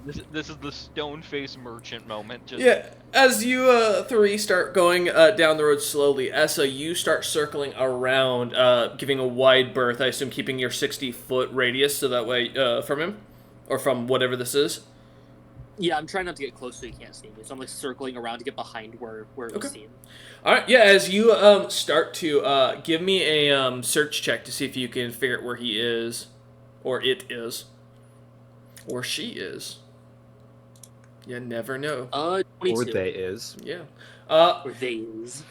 As you look about, for a mere moment, you catch sight of the whatever this creature is. As it seems to lock eyes with you, you see the same face you saw before, and your ice starts to, or your blood starts to go cold as ice as you see its Jakik standing, bent over, staring with the staff in hand that has a very large ruby gem that seems to be slightly glowing as he is bent over, like just enough at the waist to be not able to be seen over the bushes, and is like has his head turned and looking at you.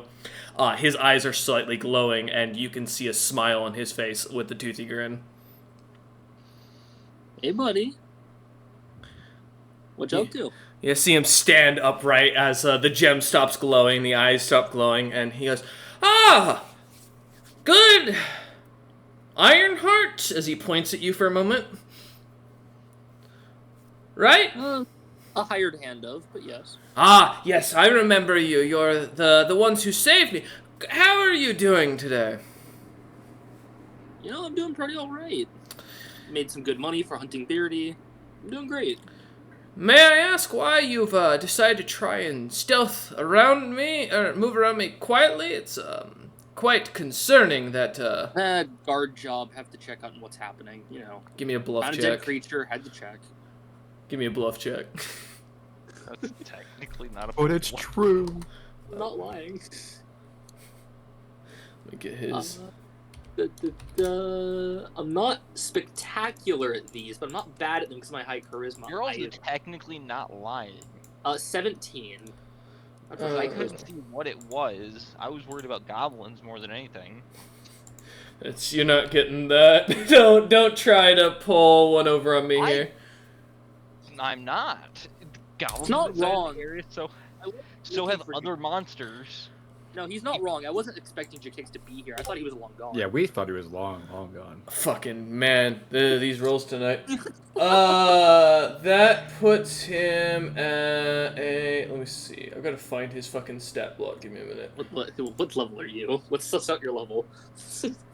Because I have. Oh, here. Okay, so his stat. I don't. No, that's right. I don't have his. I'm not using his stat block now because of what happened. So that will bump him. That is. Yeah. What'd you roll again? 17. He beats you by 1. I thought I lost that, I'm not gonna lie. Yeah, he, as he kind of looks at you and kind of is that truly why you'd, be, jumping to such conclusions in this, situation? Is it not that you know something that you should be, sharing, or that you're suspicious of someone? As you see, you start to feel, a cold breeze kind of coming off the air. For a balmy day, this is a very cold interaction. Something feels off with this guy. I kind of cock my head to the side, like a little bit. I'm just like, I just almost died to Beardy. Almost died to a goth if it noticed me. Almost got killed by Utham. I'm being a little careful. My apologies, young lady. I did not mean to offend. And kind of bows as he does, says this, and then kind of stands back up, right, and goes, I just figured that, no matter. Have you by chance seen a mustached fellow come through here recently? Well known for doing rituals.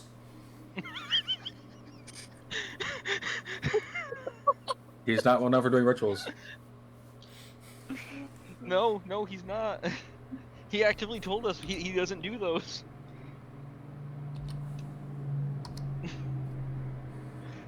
So technically, DM, I'm going to say, because he did say that he doesn't do rituals, it's not a lie to say no. Correct. Because he specified that. If he didn't, I would have said yes. But I'm going to say no because he specified that does rituals. Okay. No, no one that does rituals. He looks at you and goes, If you happen to run into someone like that, please let me know. I'm looking for them. They are an associate of mine, if you will, that has been lost to us, unfortunately, and I haven't been able to seek him out since everything that happened. If you do, let him know that the Golden Merchant Company is looking for him. Yeah. Okay. You should be able to recognize him. He drives a very large ship that has many interesting paintings on it. Yeah, if I see the person, I'll tell you. He kind of turns as you say that and smiles and gives you another bow and about faces almost robotically as he starts walking away into the forest. I'm just gonna walk off casually with Shun Yet until I get to the others. Until I'm confident I'm at least a bit away from him. Okay. As you head out of range, staying a good distance, as much as you can from him, you circle back to the group and find them. As you do so, give me a spot / or search check, depending on how paranoid you feel. Highly. So search. Can I give a spot check? Because I'm paranoid because Sure. Essa hasn't said anything to the stone. Yeah, sure. 24. 24, okay. My spot will be a 17 this time. Okay. As Essa returns, James, you spot Essa kind of coming down the as she jumps through with on the back of Shenyet through some bush that kind of grabs like Ivy grabs onto Essa's legs for a moment and then kind of pulls away as Shenyet kind of continues to walk. You don't notice anything immediately, James. Essa, there's something definitely that catches your attention almost as soon as you come into the clearing. A small lizard-like creature seems to be resting on the back, like a gecko, resting on the back of James's armor. Well, clothing, I guess, in this technicality. Well, I time have for my the leather least armor on. thing I can Oh, do. you do? Okay. I'm going to animal handling the gecko. Animal handling. Yeah, as you come walking up, almost out of nowhere, not saying anything, getting off of the Shenyet, getting up right behind James's back before he can turn. Go ahead and roll an animal handling. It's like in Florida when you just go up and grab a gecko off the ground. And it's actually an done that alligator before. that's 200 pounds that you just picked up like a cat. What's up, Essa? I'm checking something. Okay, Okay. no. All right. I was seeing if my my favorite enemy helped with handle animal. It does not. It's Ah. not one of the checks. 23. 23. 12. I did not roll as high as I wanted, but I have a high modifier. As you go to like put your hand out and cup the creature, you sense no resistance, but the creature seems to, as soon as you touch it, disappear into like a cloud of smoke. Huh. You would be familiar enough to know that it's with the animal handling. It's not uncommon for something like that to happen with like wizards and sorcerer familiars, because they're not actually creatures. And if depending on the command, they can just disappear. All right. I think the paranoia kicks in. I'm not talking out loud. I'm bringing the thing up in my mouth to talk. Okay. The Whispering Gem. Yep. The earring, yep, covering everything and just talking. The paranoia lets all in. So it was Jakix watching us. I didn't talk because he saw me when I got close, which means he was really alert. He seems to be looking for the mustache fella.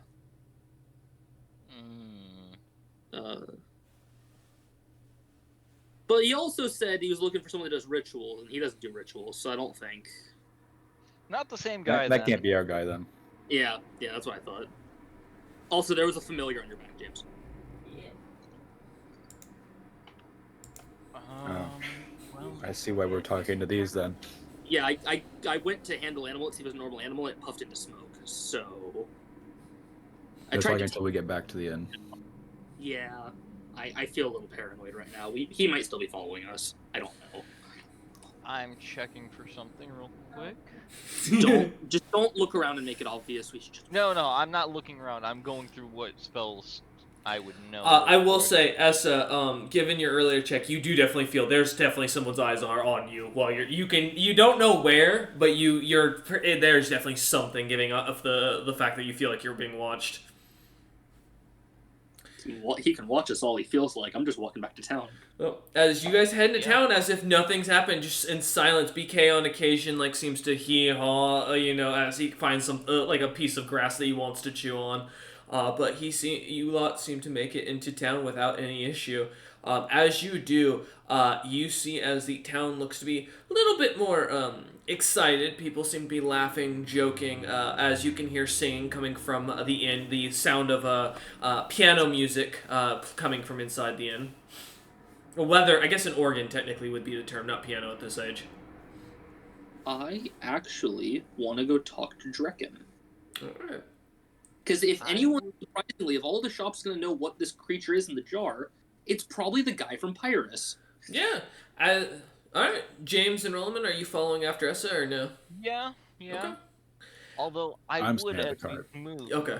I would like to try and sense if there's any extra magic things on me. Sure. Also, because I can Give me a feel concentration it, do I check. feel or... Essa, you do not feel eyes on you once you enter back into the main road. Okay. It seems to disappear almost immediately as you hit the main road. Alright. As Rollman kind of stays... That is a 20 non-natural, 15 plus 5. That is... Whew. You do not sense any other magical presence on your body or about you that's not normal. Alright, I will be careful and just ask Essa, is there still a summon on me through the stone? Through the whispering gems? I'll just kind of glance him over while I'm walking. I don't imagine I see one. But... No, you don't see any others. Nope. No, I think you're. As you kind of head towards the inn, Essa kind of guiding after. BK tied up with Roman staying outside with the cart, kind of watching. As James, I assume you're following Essa inside. Yeah, we also need to report on. As you head into the inn, you see Drekken seems to be lively, dancing, having a good time. Many of the Frost Giants seem to be on the dance floor, actually singing and laughing, having a good time. Drinks are being passed out. As you survey, you see the large bronze or brass organ that's being played by the red-dressed noble gentleman known as Jakix. There he is, the guy. Wait a minute. As he is Wait a playing minute. music and people are dancing and excited, Drekken kind of flows over, excitedly smiling, and kind of greets you both as he sees you enter. I'll give him a kind nod. Hey, Drekken, I have a question about a weird creature. Drekken smiles and says, "Yes, I'll what?" hold up the jars. I was like, I'm holding the jar. I have the bigger one. The big I'll one, also yeah. hold the 2 vials. Because I have no idea what this thing is. Because there's one that grew inside one of the vials. Drekken looks at it and goes, "Don't know. Never seen it. It's not something that the collective has probably noted." From what we found out, when you bite it, it like fills potatoes. It fills your stomach, but it puts parasites in you that eat everything, then come back out and make more of itself. Doesn't hurt the person, but weird. I never had something like that around these lands beforehand. I don't know why we would now. I've never even heard of something like that. As you kind of like as you see him kind of like flipping through a book. I imagine wherever it came from can't be that hard to find. Our mule found it by accident. He goes, the only thing like that is something from the Proto-Fiend lands that are similar. That's a pretty common delicacy over there. If you kill it, apparently it tastes really good when it's stewed. And it's just basically like a full, 3 rations in one meal. Well, would you like to take some of the sample that we have? No. Do you know what those things have to be grown in? Bodies. Bile. Who wants to taste that in their food? I look at the vial that currently still probably has at least a little bile left with a bunch of them wiggling in it. Yeah. Oh yeah. It's like I kind of realized that. Proto-Fiend delicacy, not a delicacy probably to many others. I mean, it tasted like a baked potato. Yes, that matches something similar, but I don't think I don't know if it's perfectly exact because those are black and red colored. These ones are brown. I've never seen a brown version. And you said it tastes like potatoes? It shouldn't taste like that. They should taste like sweet carrots. This tastes like a baked. Yeah, it tastes like a baked, unbuttered, untouched potato. Otherwise, He kind of shakes his head. Roland, you notice as people are walking out, everyone in the town that seems to walk by seems to have something strange about them, as they all seem to be smiling as they walk by. We just don't. Do they I don't have like- They got oatness about them? No, they do not have any markings on them specifically that you notice. I'll report in through the stone. Okay. Town's acting strange. I think maybe it's time we leave. I think it's about time we go. Drekken smiles, looks at you a lot, and goes, "Why are you guys leaving? We're having a festivities. We're having a good time while we're here. You know, we got some more jobs and everything." So we've actually been waiting here till our airship got fixed, and it got fixed. Oh, he kind of, but you know, we've got more missions, more goal. You know, Jakix over here was telling me that you guys were really good friends of his. And as he mentioned Jakix's name, you see a smile that just gives you the creeps as he looks over at you. You as a ranger, this is a predator looking at prey. This is not someone you're wanting to get tangled up with right now. Acquaintance, more like, but as I've only met him briefly one other time. The group I was working with. Oh! He kind of nods. Durkin kind of nods with a smile and continues. He goes, "Well, if you don't want to stay in town, we can't force you, but I'd recommend it. I'd at least stay the next night. I mean, at least enjoy the food, have a good time. We got more Hydra meat in." We may stick around. We want to at least check on the airship, see what changed, see what they did to fix it. He nods and goes, "Perfect. We'd love to have you here." And he kind of. Did you get a message up there for them to bring it down for us? Yeah, we were told we had to send a thing to get the airship brought down. Of course, I can have it down by this evening. Until then, enjoy a drink with us, have some food, have a good time. As you see, Hostess is bringing out stew and drinks. James is just gonna go sit out in the wagon for right now. Turns, doesn't even sit down at the table. I'm And actually walks going out. to give it a defensive. I haven't finished my my guard routes just yet because I had to stop for a bit to do some other things.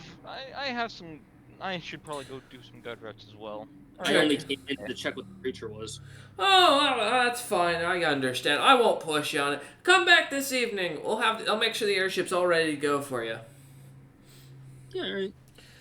He kind of turns and heads back to the guests who are all dancing, singing, and smiling as you two head outside into back to the Whispering Gem. Mhm. What the fuck are we gonna do? There's nowhere safe we can go. What are we gonna do? Go out in the woods? I'd like to try and get a feel for how the mana is flowing around here. And give me a concentration check. Please. Fucking 11. Nothing seems out of the ordinary to you.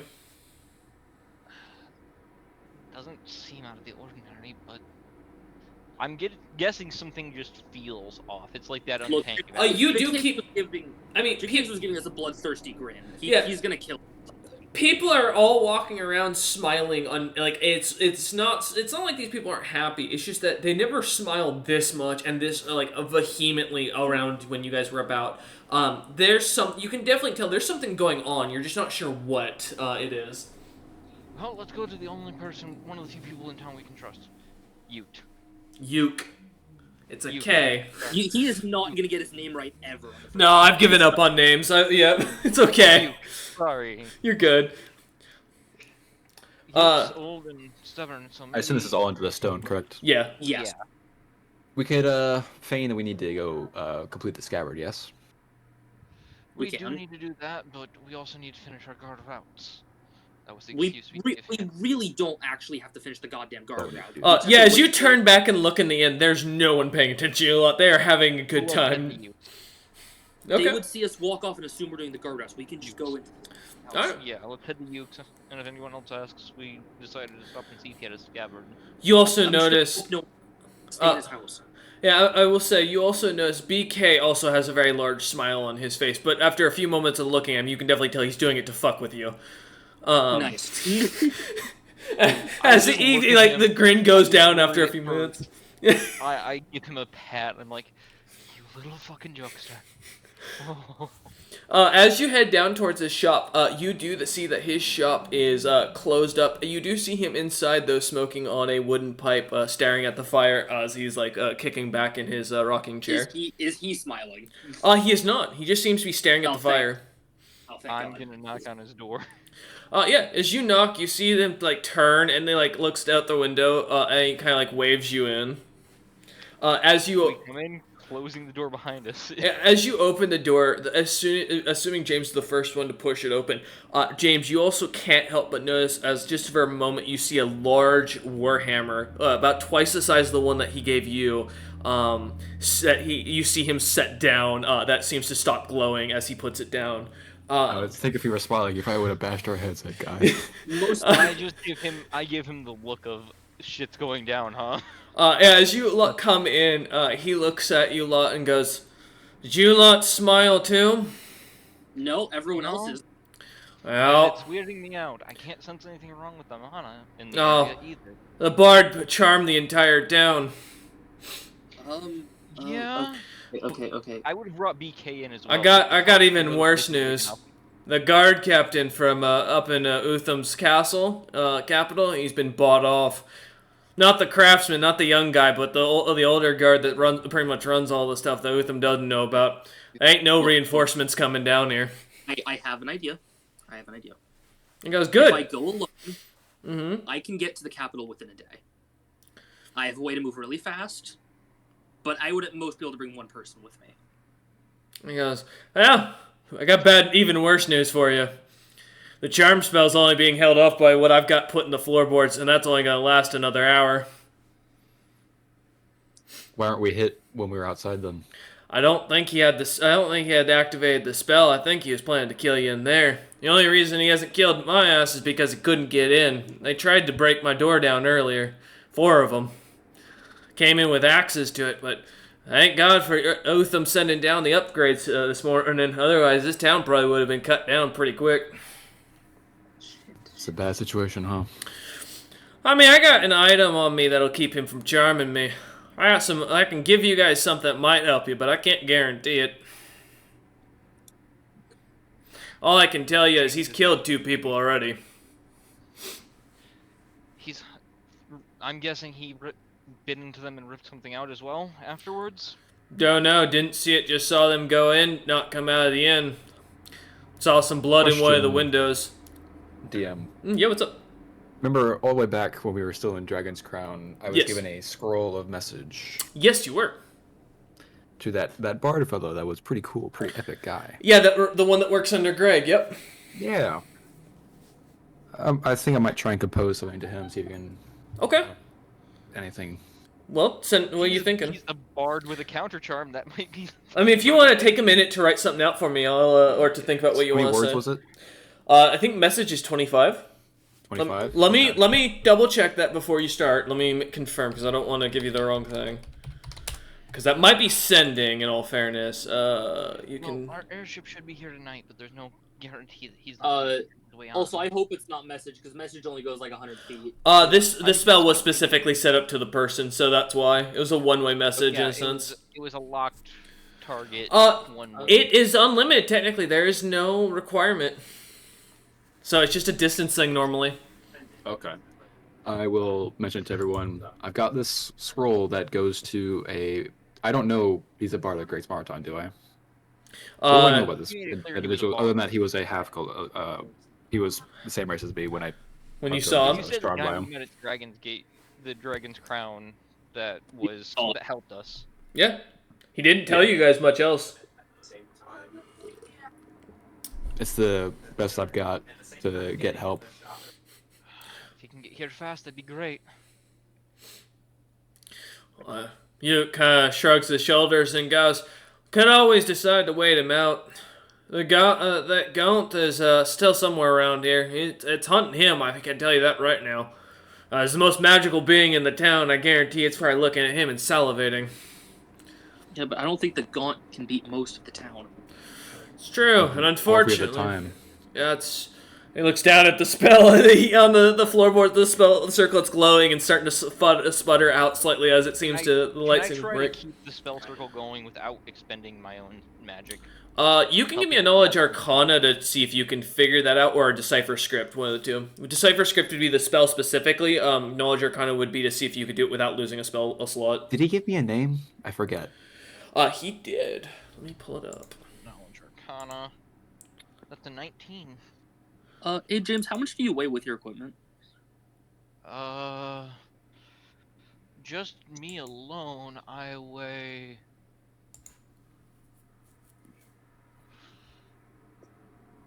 I weigh 168, just from my own. With my equipment, I would weigh... let's see, I'm carrying a Morning Star, which is 6 pounds, so 10, 14. And then... So, I know Roloman weighs more than you. I'm almost certain. So I take 82 back what I pounds. said. If I rush to get help, I can't carry any of you. I have to go alone.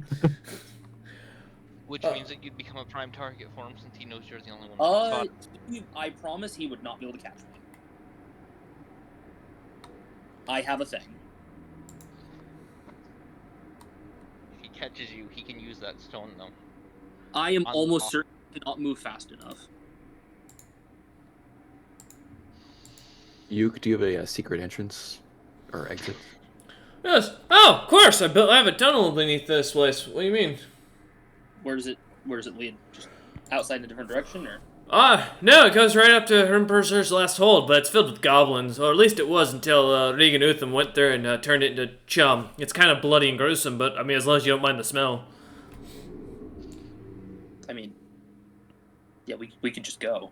So what was the gentleman's name? I'm looking up the name. Like, I know I have okay. it somewhere. I just can't. Yeah, I am looking up in the I background. will put name. Yeah, just put name for right now. Because I don't I don't know if he gave you a name outright, and that's a thing. He might give me a fake name. He said call him family, I thought. I don't think he gave a name. I think he just mentioned that he was a bodyguard of someone, and that was. Yeah, that was it. I don't think I he knew gave he you was the a name. bard because he did The say 19 that. Yeah. Arcana check, would I be able to keep this going without losing my own magic? As you look over the spell, you guess that this is at least a 5th or 6th level spell, at best. So this is like old magic that's been either forgotten at some point that someone else put down, or this is a magic item that someone else basically just transferred the enchantment onto. You do not think you could keep it running without losing all your spell If you slots. have a way out, why haven't you just gone? He pats his knee, and you see where his wooden foot was is no longer there. And he looks back and goes, "The bastard took it from me and made it walk away. I had to watch my own foot walk out the door. Do you know how insulting that was? Huh? With materials here, could I make something for him to I had walk? just imagined- Not in the amount of time you have. Do you have the spelling of Jikix? Yes, actually I do.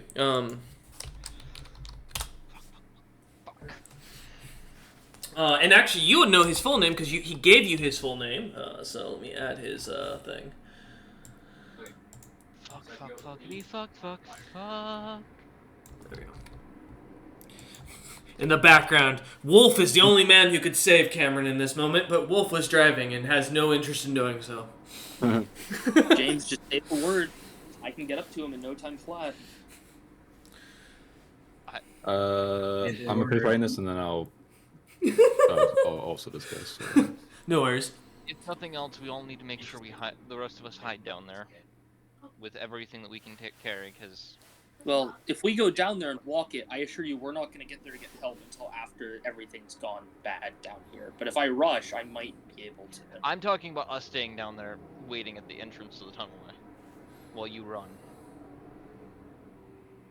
Including you, Kier, because rather not watch someone so talented get killed by kin. He kind of leans over down to you and looks you in the eye and goes, "Son, I fought with Ogeron when he was a boy. My time's long past. If this young noble in his fancy dress thinks he can take my old ass out even with missing a foot, he'd be shocked. I can kill anyone and everyone in this town. I just can't move from this goddamn chair." Because I saw something earlier. Can I roll to see if I know that he has a disease? Because I know what it is out of character, but... For Ukes? Yeah, for you. Yeah, go ahead. What do you want me to roll? Heal check? It'd be healed to see if you know what it is. 17. Yeah, it's pretty clear, but as you look it over, you are also, it's pretty clear it's a curse that's doing it, not a natural disease. Oh, I thought he had fucking blackening or whatever it's called. He Fucking does. It is the disease he is infected So with, he has but a it's curse giving him the disease. that's causing it, yep. So you can't trigger anything. Okay. I will say, So I'm gonna... James technically could call in the chemical warfare. Go ahead, sorry. I was like, I'm gonna look at him and look at James to be like, even if he couldn't leave, he's dying. He's cursed. Uke nods and smiles and goes, how does this sound for a message, gentlemen? That sounds fine. Is I roll when we in the tavern? You didn't even read it. The trouble, I don't know. I've left a bard ninja kicks more and just trying the majority of the time. Request your aid if you give me. I Hey, I that don't worked. think reaching out through the weave to the Mind Flayer King would be the smartest idea here. so what were you saying? Or to I said- Zilpip. Mm-hmm. But I'm looking at James. I'm waiting for the word to rush to get help. Alright. I think it's good, will Roman, send if up you a want to. message. Yep. As soon as you send that, okay. Alright, let me roll something. Go. Go. I burst out the No. door. You're Everyone- going the secret way. Well, I'm bursting out the door. You're about to see something. All right, as Essa turns on the back of Shunyet, rushes out. Well, no, Shunyet's going with them, DM. I'm transforming. Oh, okay. Oh. Yeah, you watch as can I Shunyet describe- runs out the door. Yeah, go ahead and describe your transformation. Yeah, I'm going to tell Shunyet to go in the tunnel with them. I'm going to run out. My body morphs and contorts, and I turn into a medium-sized dragon, and I start flying away as fast as I can towards the capital. If you want to describe what your dragon looks like. They are a mix of black scales with a bluish on the bottom. There's lightning crackling around the wings and the teeth. However, I'm pretty sure you can tell she's a young adult at best. She's not a very dragon. And I need you to give me a reflex save as soon as you hit into the sky. As you will see a... Can I counterspell it? So the way Counterspell works, specifically the reason why Jakix's worked is because he has a specific boon that allows him to do what he did, but it has cost him. Counterspell in 3.5, the way it works, you have to know the spell they're casting and have it prep basically to go against it. And it has to be the same spell. DM, do I get the bonus of my true form? Yes. As you do, I mean, if you want James to do something, this is not a spell effect. Or this isn't a spell being shot. If you are looking out there and watching, you would see a icy arrow going flying towards Essa. I will... But it is a physical arrow with like an ice effect on it. Or enchantment on it. Fucking... This is gonna be annoying, but... How far away is it by the time I spot it? 30. Yeah, 30 feet. Oh, wait, you had 30, Essa? My dragon gives me a plus 10 Jesus. to reflex saves. The arrow itself, it would be about, with Essa's speed, would be about 60 feet from you in the air. I do want to References. say, my full sprint while flying is 600 feet. Yeah. And assuming you just transformed and took into the air, yeah, about 60 feet from where you're at in the air. But yeah, so 30 saves. So I The died 30 does save, yeah. But I wanted to see if James wanted to do anything before that real quick. Because you sound like you had something. No prep for this. Okay. Because I can't do anything other than possibly use another first level spell to get Unseen Servant, which doesn't say that it can't do anything to that. So try it. Unseen Servant. Can you summon it 60 feet from you, or is it 30 feet from you? Unseen Servant. Because that's very specific. Force. I can get it up to 35. Nope. Yeah. Wouldn't be able to then. Just trust it. As you watch the arrow kind of fly past Essa, launching into one of the buildings, you watch as the entire building basically gets surrounded in ice almost immediately and cracks, crumbling to the ground. Essa, as you look over, you see Jox taking shots at you with a bow similar to how far away yours. is he? Can I see him About 50 feet from you on top of one of the roofs. Beautiful. With Can a I very bring big it back smile. to him as an attack back? Yeah. Okay, I think it's a reflex save. Okay. Yes. I believe.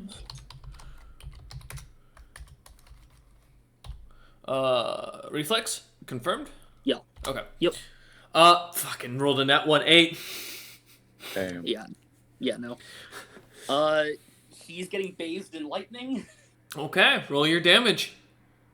This, if I don't roll low, is gonna hurt.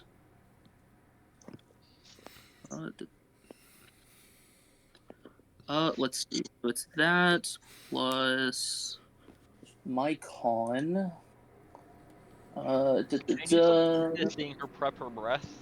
That is 40 lightning damage. It's an immediate response, basically like a turn and breathe back as the arrow goes flying past. I Yeah. was gonna see if I could help by empowering it with just the magic around it. No, this is like a reflex Also, response to the this. Kix has about 1 second. Well, technically, it's an immediate breath, but the gas goes for like a second, and then lightning charges. Yeah, you watch as it hits Jox, as Jox seeming like shocks kind of, the smoke coming off of him as he kind of stumbles backwards, falling off the roof. You don't see him anymore then as you take off. The moment he stumbles, I'm jetting off. off towards the city. You take off without any other interruptions, and you, James, and Roman, as you're looking towards where Essa just kind of immediately bolts, you see over towards the inn, Jakix just sitting in a chair, smiling at both of you.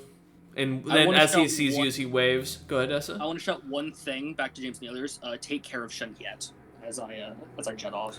You hear in Draconic. Okay. How much time is left on this circle? Like less than an hour? Yuko looks down and nods and goes, probably less, as he kind of kicks it, it sputters back on again. Can we modify his wheelchair to have wheels?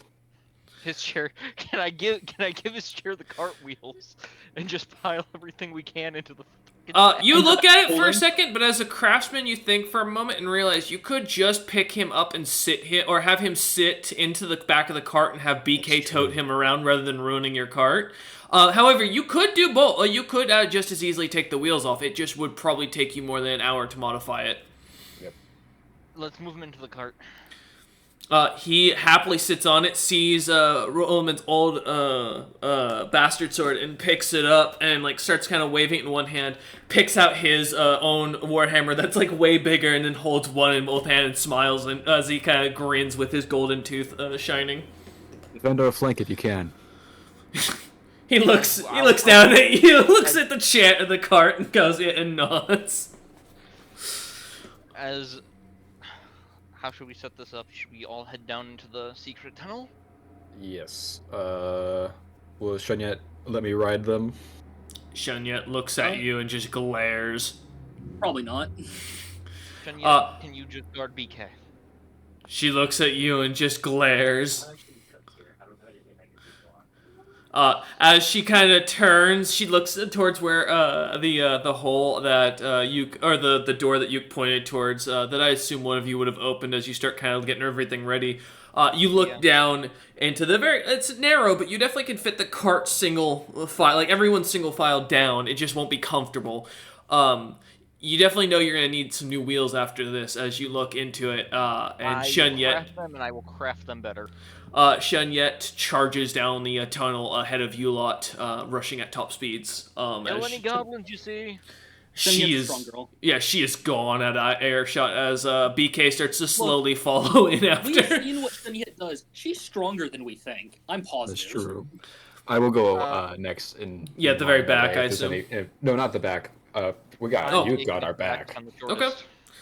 All right, yeah. So as you step in front of BK and have BK kind of follow behind you, I assume. I was gonna say, James, are you gonna be sitting on the cart, kind of guiding BK, and that way I'll be behind it. I'll be guiding it down. Yeah. The tunnel is 35 feet tall, so there is James. You can, if you needed to, if you got cornered down here, you could stand up and be able to see over Roland's head. However, as you turn back, you realize you cannot see behind Yuke. His mass is just too much. It's fine. As you slowly... I'll make sure we stop and shut the door, though. How are you going to... You're going to have to climb over him. Can't you just shut it as he's going down last? Yeah. He can... I was going to be like, you shut that door. He'll grasp it shut. As the cart starts to move, you'll hear him tinkering with something, or like some metal, as you start moving and the cart starts to pull forward. As soon as the door, or as you guys are about 10 feet down this cave, you start hearing the door above starting to crack and shatter as the wood starts to splinter, and you hear Yuke's laughing. Oh. Alright. I guess we got out of there right on time. You got the... Is it dark in here? It is pitch black. Hey, you got that wand of light? I'm sure it's got a charge in it now. Yeah, it does. I will use magic device. Sees this wand of light. Yeah, go ahead and roll for it. Let's see. I'm only going to use one charge. That will be. Let me get back over to my skills because I rolled. I will say it's only got one charge. It's only had one day to recharge. So yeah, it's only one charge we need. Yeah, no, I agree. But I was saying for James's comment, James, like a glow stick, you kind of like magic device +1, so 16. You kind of smack it against the cart a few times to get the rings back into place fully, and as you do so, the light spell seems to go off like a cracked light, or a fucking glow stick. Haven't had time to fucking fix it yet. It works though. The area lights up, and you start to see little bits of goblin here and there. Some like glimpses of lyrium that seems to sparkle slightly. Yeah. If you see any good bones, grab them. I will say the light does not seem to go behind Yuke, or in front of where you, well, in front of Yuke, but technically behind you lot, as it's blocked by his large frame. And you hear suddenly as the light kind of pops on, the cracking of metal, and Yuke kind of turns back and goes, well, are you fans of rats?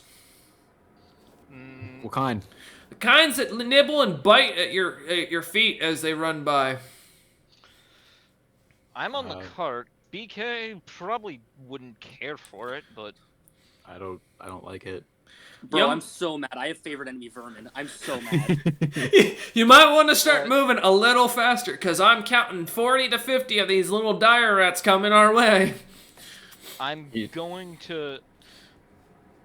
It'll be Alright. perfect if I can do it perfectly. Is there enough space beside the cart for me to aim a spell? No. As the wheels have passed it. No. Well, I mean, like, you could, like, on the side of the cart, kind of. You won't be able, I mean, you can lean over and there's, like, an inch of space between you. You can see, but yeah. I mean, you can That ask is you to all I lean need to a direction. To freeze Like the to floor lean behind forward or me. back. To freeze the floor to make it so that when something comes, it's slipping on a blood ice fucking mess. Alright. You're gonna wait till there's blood on the floor and cast it? Yep. Okay. As you lot continue on a few more feet, as BK starts picking up the pace, as as the sounds of squeaking things and the horde of rats start to pick up, kind of forcing Rollman to go to a light jog, as BK's not a very fast creature. You start kind of jogging faster as you pass a little blood puddle. You cast your spell and watch as it freezes, and you hear Yuke laughing, thunder, like as he taking big belly laughs as it thunders through this very narrow tunnel. I look back at you and go, that should slow him down at least a little. As he's laughing, he goes, "The rats are falling all over each other. They're biting each other as they do so. It's quite entertaining. Well, there goes my broken toe. Okay, well the rat took it." Can you smack him with your hammer if you can? And you suddenly hear a loud thunder slam as the cart kind of bounces up off the ground, and the sound of squishing flesh under a meat tenderizer can be heard. Yes, it works. As rats start swarming his warhammer though and start to climb onto it, they start to climb up his body, and he is going to start to panic and start trying to blow them off of him. I'm gonna roll this stuff in the background. Breach back, pat his back, giving him guidance. I'm down to one more fucking thing for the Okay. day. He is. I have two left of fucking. I have two or three left of regular spells. As he takes his first bit of damage, you will hear a high-pitched scream as he starts shouting in between screams of pain to start getting the cart moving faster. You can see, James, as you look back, he is covered in rats.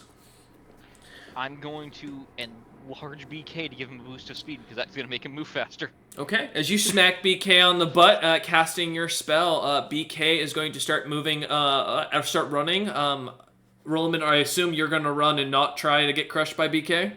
Yeah. I'll run as well. As you start the best sprinting ahead, start sprinting as BK is now chasing you and hearing the sounds of the rats getting closer and closer. You see rats kind of falling from the ceiling in front of you, but seeming to not land on you as they get crushed under the BK's wheels.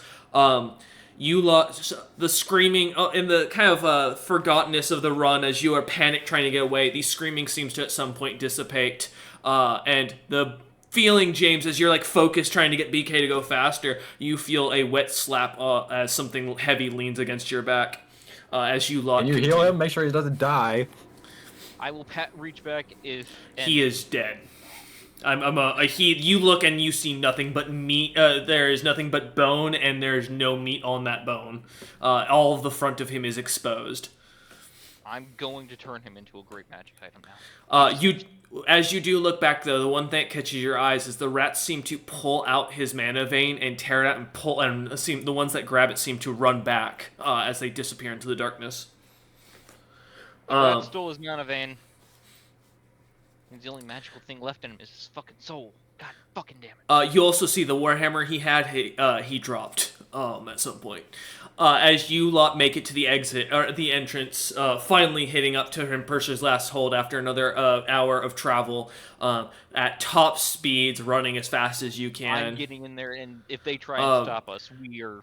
As you lot come out of it, we're going to cut back to Essa. Essa, as you land in Purser's last hold, having just basically ran as fast as you could. Are you there, Essa? Just make sure. I see you're on mute, so I want to confirm. Yeah, Okay. I was just muted. All right, want to make sure. All right, because I know it's like close to when your mom gets home, so I wanted to make sure in case you had to run off. Yeah. So as you land in Purser's last hold back at the entrance, you see Regan Utham actually at the entrance talking to someone, going over something. One of the guards with something about as he kind of points at some paperwork. Seeing you land, freaking him out, kind of makes him turn as he I transfer him back as I land. Yeah. He kind of sees this, turns and looks at you, expecting something, kind of like an attack or a story here. Utham, shit. No time. Someone charm the entire town of Knighton. You just kind of at that, looks and just, you see the anger and the sigh of irritation as he turns and starts running. Tell him who it is. Tell him who it is. I'm getting there, Cameron. You're not here. Shut up. Mute if you have to. Quiet you. Fucking Essa's panicking. She's like, it's some guy named Jakix. He was trying to kill me in the party. I flew off. I freaked out. I came to warn you. As you say this, he turns and as he's about to run off the edge, as you look back to see him start running, you see a bright light of pink energy, clearly seeing the magic in the air that's being dispersed as the entire town down below seems to be encircled as the magic goes off. Utham goes running, but as the spell completes, as he gets to the edge of the town, he comes down and finds no Jakix and the entire town's still there. However, as Essa, you, from your perspective, see as Utham takes off after the spell, and from this distance, not being able to see him, you just see it, assuming the spell has been broken, you suddenly realize you gotta go find where that tunnel leads out, because you weren't told. Well, so Essa yells one more thing. So she was told that someone was paid off. Who was it that she was told that was paid off? The head guard. The head guard wasn't charmed and was paid off, is the last thing Utham will hear as he runs off. You will see that the other guard seems to kind of look at you and kind of nods at that and kind of turns and heads back towards the castle, almost at a dead sprint as well. Well, to be honest, there's nothing Essa can do but wait in the town until they show up at this point. Yeah. As you kind of go into town looking for somewhere to get a drink of water, kind of catch your breath given the speed you just flew here. She never uses her dragon form. That's that's exhausting. Yeah, as you kind of head back towards where you saw the inn, seeing the young giantess that's now running it, that looks to be setting everything up. You kind of head in and sit at the bar, ordering some water and some food to kind of plop, basically kind of fully fall onto the bar and let yourself fully relax. About a few hours or an hour or so goes by as James and Rolliman, you finally find the exit to the tunnel coming out of a magic shop, or into this gold shop, where you see a bunch of frost giants doing construction on the shop itself, recognizing this immediately as the gold maker's magic shop earlier that had been getting set up. Oh man, we might have to wreck this place with a donkey. As you come in with this enlarged donkey, they all look at you all confused, and as they see the body...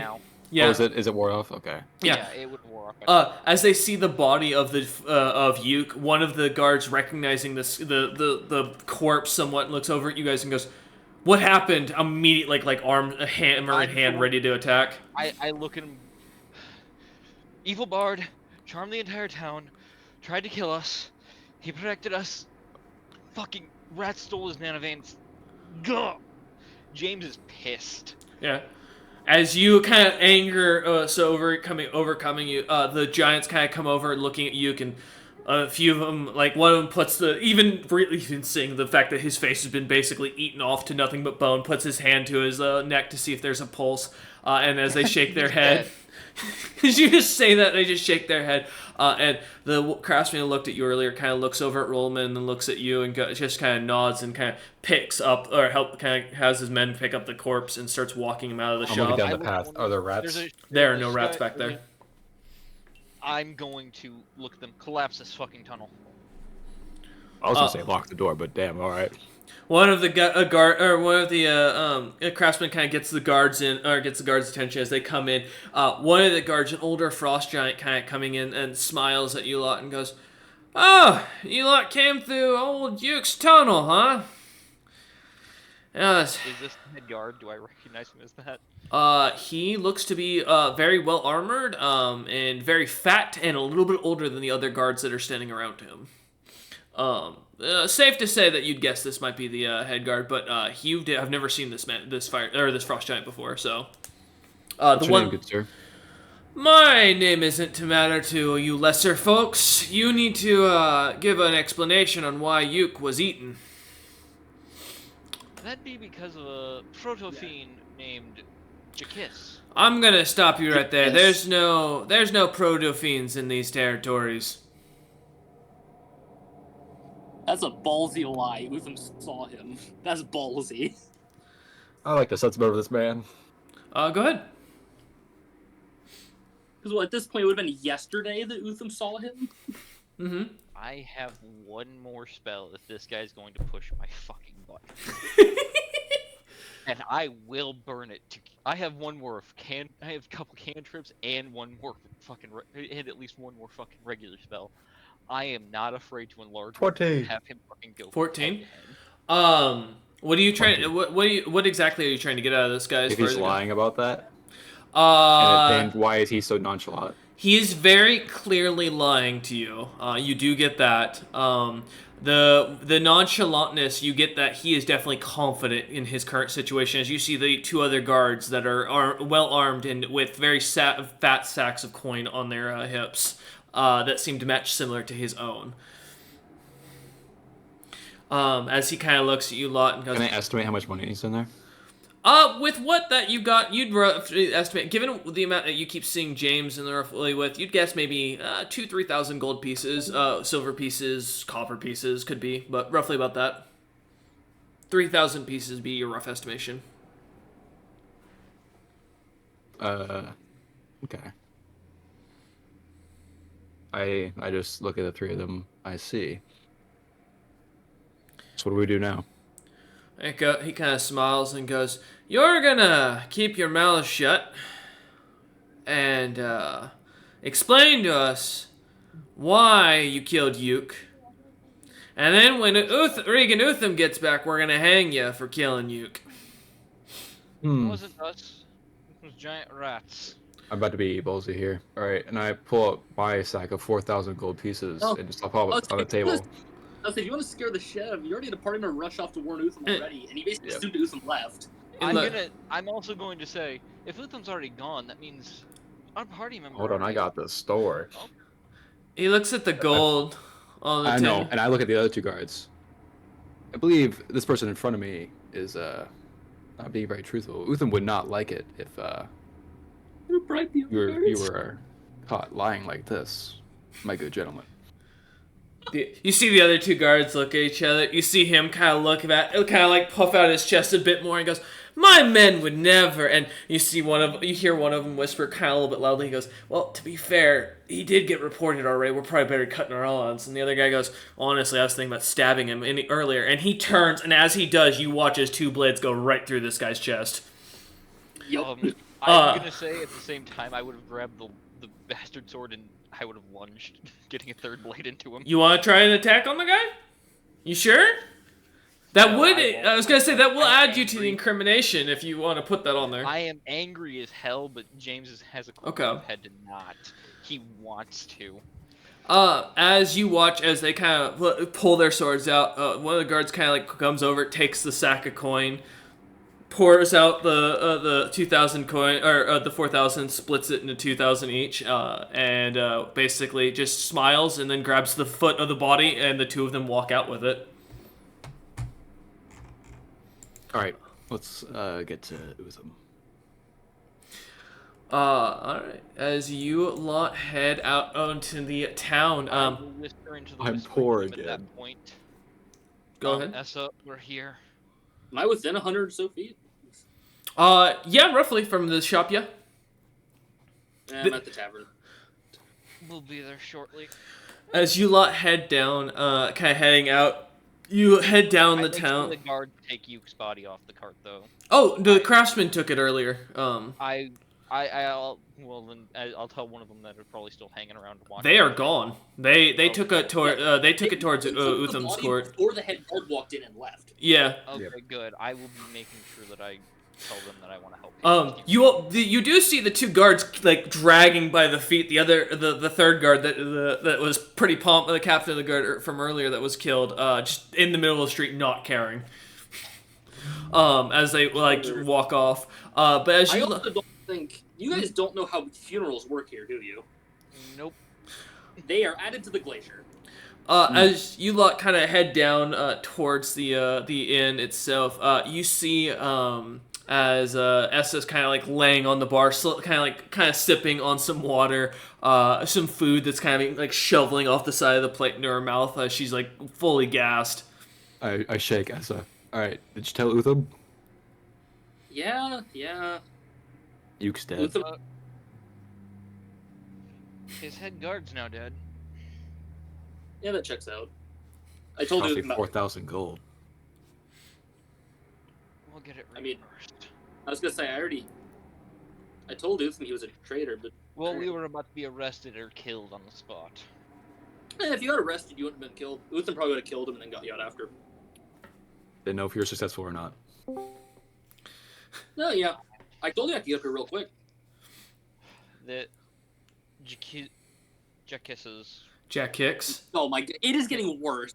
You pronounce it worse every time. Kicks. What are we pronouncing? Dire rats down the tunnel. Jeremy. So Mike, it has gone from Jakix to Jakiss to Jakisses. To accuse as well. Sorry. So what was that, James? Jakix sent dire rats that ripped out Yuke's mana vein. Although that might also infect him with the same disease, so... You're telling me the one time I leave, you get an enemy that I know how to hunt? I said to take the fucking tunnel. Yeah, and I wouldn't There's no have been point in able arguing. I will mention you haven't seen Shun yet. By the way. to... Yeah, I know. I'm looking around. Shunyet ran down the tunnel. Ahead of Oh. us. Oh, where's the tunnel? Back at the magic item shop. I'll be back. Yeah, like exhaustingly go to walk out. As you do, come to the exit of the inn itself, opening the doors. You see a Shunyet kind of comes walking up, proudly covered head to toe in something that's red and smelly. It's as she gets closer, you realize it's the smell of blood, and it's rancid as she is covered in it. She holds in her mouth a couple of rat heads as she kind of like drops them on the floor in front of you and pants and sits down. More evidence. Well, would you look at that? Good girl. I'll pet Shunyet. Yeah, as you do, you cut your hand covered in blood. She is soaked head to fine. toe. Do I see this? Yeah, outside the inn window, yeah, pretty clearly out the front. I'll walk out. Do you want me just to clean her for you? At that, you see she shakes and blood goes everywhere on you guys.